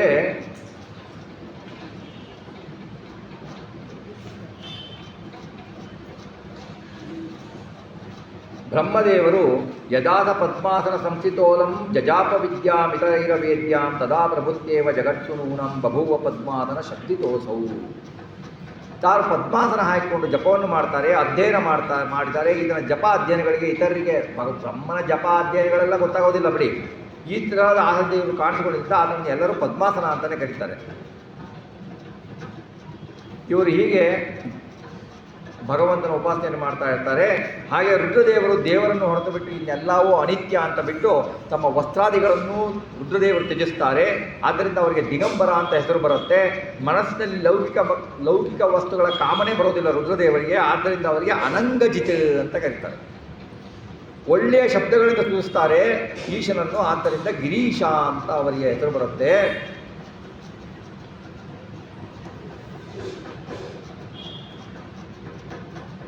ಹಾಗೆ ರುದ್ರದೇವರನ್ನು ನಾವು ದಿಗಂಬರ, ಅನಂತ ಗಿರೀಶ ಅಂತ ನಾಮಗಳಿಂದ ಉಪಾಸನೆ ಮಾಡಿದರೆ ನಮಗೆ ಮಾನಸಿಕವಾಗಿ ಒಳ್ಳೆಯ ವಾತಾವರಣ ಸಿಗತ್ತೆ. ದೇವರನ್ನು ಸುಸಬೇಕೆಂದು ತೋರುತ್ತೆ ನಮಗೆ. ಹಾಗೆ ರುದ್ರದೇವರನ್ನು ನಾವು ಆ ಥರ ಪೂಜೆ ಮಾಡಬೇಕು ಅನ್ನೋದನ್ನು ಹೇಳ್ತಾರೆ. ಆಮೇಲೆ ಶೇಷದೇವರು ಅನ್ಯಾದಿಗಳನ್ನು ತ್ಯಜಿಸ್ತಾರೆ. ಕೇವಲ ಗಾಳಿಯಿಂದ ಸರ್ಪಗಳು ಗಾಳಿಯನ್ನು ಸೇವಿಸ್ತವೆ ಅಲ್ಲ, ದೇವಿ ಜನರನ್ನು ತ್ಯಾಜಿಸ್ತಾರೆ. ಆದ್ದರಿಂದ ವಾಯುಭಕ್ಷಕರಾಗ್ತಾರೆ. ಇಂದ್ರನಿಗೆ 1000 ಕಣ್ಣುಗಳಿದ್ದರೂ ದೇವರನ್ನು ಕಾಣಲು ಅವರು 100 ಅಶ್ವಮೇಧ ಯಾಗಗಳನ್ನು ಮಾಡಬೇಕಾಗತ್ತೆ. ಆದ್ದರಿಂದ ಅವನಿಗೆ ಶತಕೃತು ಅಂತ ಕರೀತಾರೆ. ದೇವತೆಗಳೆಲ್ಲರೂ ನಿದ್ದೆಯನ್ನು ಬಿಟ್ಟು ಭಗವಂತನ ಧ್ಯಾನದಲ್ಲಿ ತೋರಿಸಿದ್ರೆ ಅವರಿಗೆ ಅಸ್ವಪ್ನಾಹ ಅಂತ ಕಾಣುತ್ತೆ. ಅದರಂತೆ ಸಾತ್ವಿಕರು 15 ದಿನಕ್ಕೊಮ್ಮೆ ನಿದ್ದೆಯನ್ನು ಬಿಟ್ಟು, ಊಟವನ್ನು ಬಿಟ್ಟು ಗಾಳಿ ಭಕ್ಷಕರಾಗಿ ಭಗವಂತನ ಸ್ಮರಣೆಯನ್ನು ಮಾಡಬೇಕು ಅಂತ 15 ದಿವಸಕ್ಕೊಮ್ಮೆ ಏಕಾದಶಿಯನ್ನು ಕೊಟ್ಟಿದ್ದಾರೆ. ಏಕಾದಶಿಯನ್ನು ಯಾಕೆ ಕೊಟ್ಟಿದ್ದಾರೆ? ಅವತ್ತಿನ ದಿವಸ ನಾವು ವಾಯುಭಕ್ಷಕರಾಗಬೇಕು. ಶೇಷದೇವರನ್ನು ನೆನೆಸಿಕೊಂಡು ವಾಯುಭಕ್ಷಕರಾಗಬೇಕು. ಇವತ್ತು ಬರೀ ಗಾಳಿ ತೋರಿಸ್ಕೊಂಡಿರ್ತೀವಿ ಅಂತ ಶಕ್ತಿ ಕೊಡುವಂಥ ಶೇಷದೇವರನ್ನು ಪ್ರಾರ್ಥಿಸಬೇಕು, ವಾಯುದೇವರನ್ನು ಪ್ರಾರ್ಥಿಸಬೇಕು. ಹಾಗೆಯೇ ನಾವು ನಿದ್ದೆಯಿಂದ ದೂರವಾಗಿ ಜಾಗರಣೆಯನ್ನು ಮಾಡಿ ಭಗವಂತನ ನಿದ್ದೆಯನ್ನು ಕಡಿಮೆ ಮಾಡಬೇಕು. ನಿದ್ದೆಯನ್ನು ಮಾಡಬಾರದು, ಜಾಸ್ತಿ ನಿದ್ದೆಯನ್ನು ಮಾಡಲೇಬಾರದು, ಜಾಗರಣೆ ಮಾಡಬೇಕು. ಯಾವಾಗಲೂ ಉಪವಾಸ ಕಡ್ಡಾಯ ಇದೆ. ದೈಹಿಕವಾಗಿ ಆಗುತ್ತಿಲ್ಲ ಅಂತಂದಾಗ ಅಥವಾ ಶೇಷದೇವರ ಉಪಾಸನೆಯನ್ನು ವಾಯುಭಕ್ಷಣೆಯನ್ನು ಮಾಡಿ ಜೀವಿಸುವಾಗ 15 ದಿವಸಕ್ಕೊಮ್ಮೆ ಅನ್ನು ತಿಳ್ಕೊಳ್ಬೇಕು. ಕರ್ಮಾಚರಣೆ ಮಾಡಿದಾಗ ಮಾತ್ರ ದೇವರು ಗೋಚರಿಸುತ್ತಾರೆ. ಈ 15 ಏನೇ ಉಪವಾಸ ಮಾಡಿದರೂ ಕೂಡ ಏಕಾದಶಿ ಉಪವಾಸ ಮಾಡದೆ ಬೇರೆ ಯಾವ ಉಪವಾಸವನ್ನು ಮಾಡಿದರೂ ಫಲ ಬರುವುದು. ಬೇರೆ ಉಪವಾಸಗಳನ್ನು ಮಾಡಿದರೆ ನೀವು ಗುರುವಾರ, ಶುಕ್ರವಾರ, ಶನಿವಾರ, ಅದು ನೀವೇನಾದರೂ ಸಂಕಲ್ಪ ಮಾಡಿ ನಾನು ಮಾಡ್ತೀನಿ ಅಂದರೆ ಪಾಪ ಬರುತ್ತೆ. ಮಾಡಲಿಲ್ಲ ಅಂದರೆ, ಅದನ್ನು ನೀವು ಮಾಡಲಿಲ್ಲ ಅಂದರೆ ಪಾಪ ಬರೋಲ್ಲ. ಏಕಾದಶಿ ದಿವಸ ನೀವು ಮಾಡಲಿಲ್ಲ ಅಂದರೆ ಪಾಪ ಕಟ್ಟಿಟ್ಟ ಬುದ್ಧಿ, ಮಾಡಿದರೆ ಪುಣ್ಯ. ಆಮೇಲೆ ಬೇರೆ ಒಂದು ಕೃಷ್ಣಾಷ್ಟಮಿ ದಿವಸನೂ ಉಪವಾಸ ಮಾಡಲಿಲ್ಲ ಅಂದರೆ ನಾವು ಕೃಷ್ಣಾಷ್ಟಮಿ ದಿವಸ ಮಾಡಿದರೆ 12 ಏಕಾದಶಿ ಉಪವಾಸ ಮಾಡಿದ ಫಲ ಅಂತ ಬಂದ್ಬಿಡುತ್ತೆ ಕೃಷ್ಣಾಷ್ಟಮಿನಲ್ಲಿ. ಕೃಷ್ಣಾಷ್ಟಮಿ ಮಾಡ್ತೀವಿ ನಾವು, ಹಾಗಾದರೆ ಏಕಾದಶಿ ಮಾಡಲ್ಲ ತಿಂಗಳ ಅಂದ್ಬಿಟ್ರೆ ಕೃಷ್ಣಾಷ್ಟಮಿ ಮಾಡಿ ಫಲನೂ ಬರುತ್ತೆ. ಕೃಷ್ಣಾಷ್ಟಮಿ ಮಾಡಬೇಕು, ಏಕಾದಶಿ 2-4 ದಿವಸ ಆದರೂ ನಾವು ಉಪವಾಸವು ನಮಗೆ ಕಡ್ಡಾಯ ಮಾಡಬೇಕು ಅಂತ ಇದೆ. ಅದನ್ನು ಉದಾಹರಣೆ ಅದು ಆವಾಗ ಆಗಲಿಲ್ಲ ಅಂತಂದರೆ ನಾವು ಶೇಷದೇವರನ್ನ ಪ್ರಾರ್ಥಿಸ್ಕೊಳ್ಬೇಕು. ಶತಕೃತು, ನಮಗೆ ಕಣ್ಣುಗಳು ಸರಿಯಾಗಿ ಕಾಣ್ತಾ ಇಲ್ಲ, ಭಗವಂತನ ಒಳಗಣ್ಣು ನಮಗೆ ಕಾಣ್ತಾ ಇಲ್ಲ.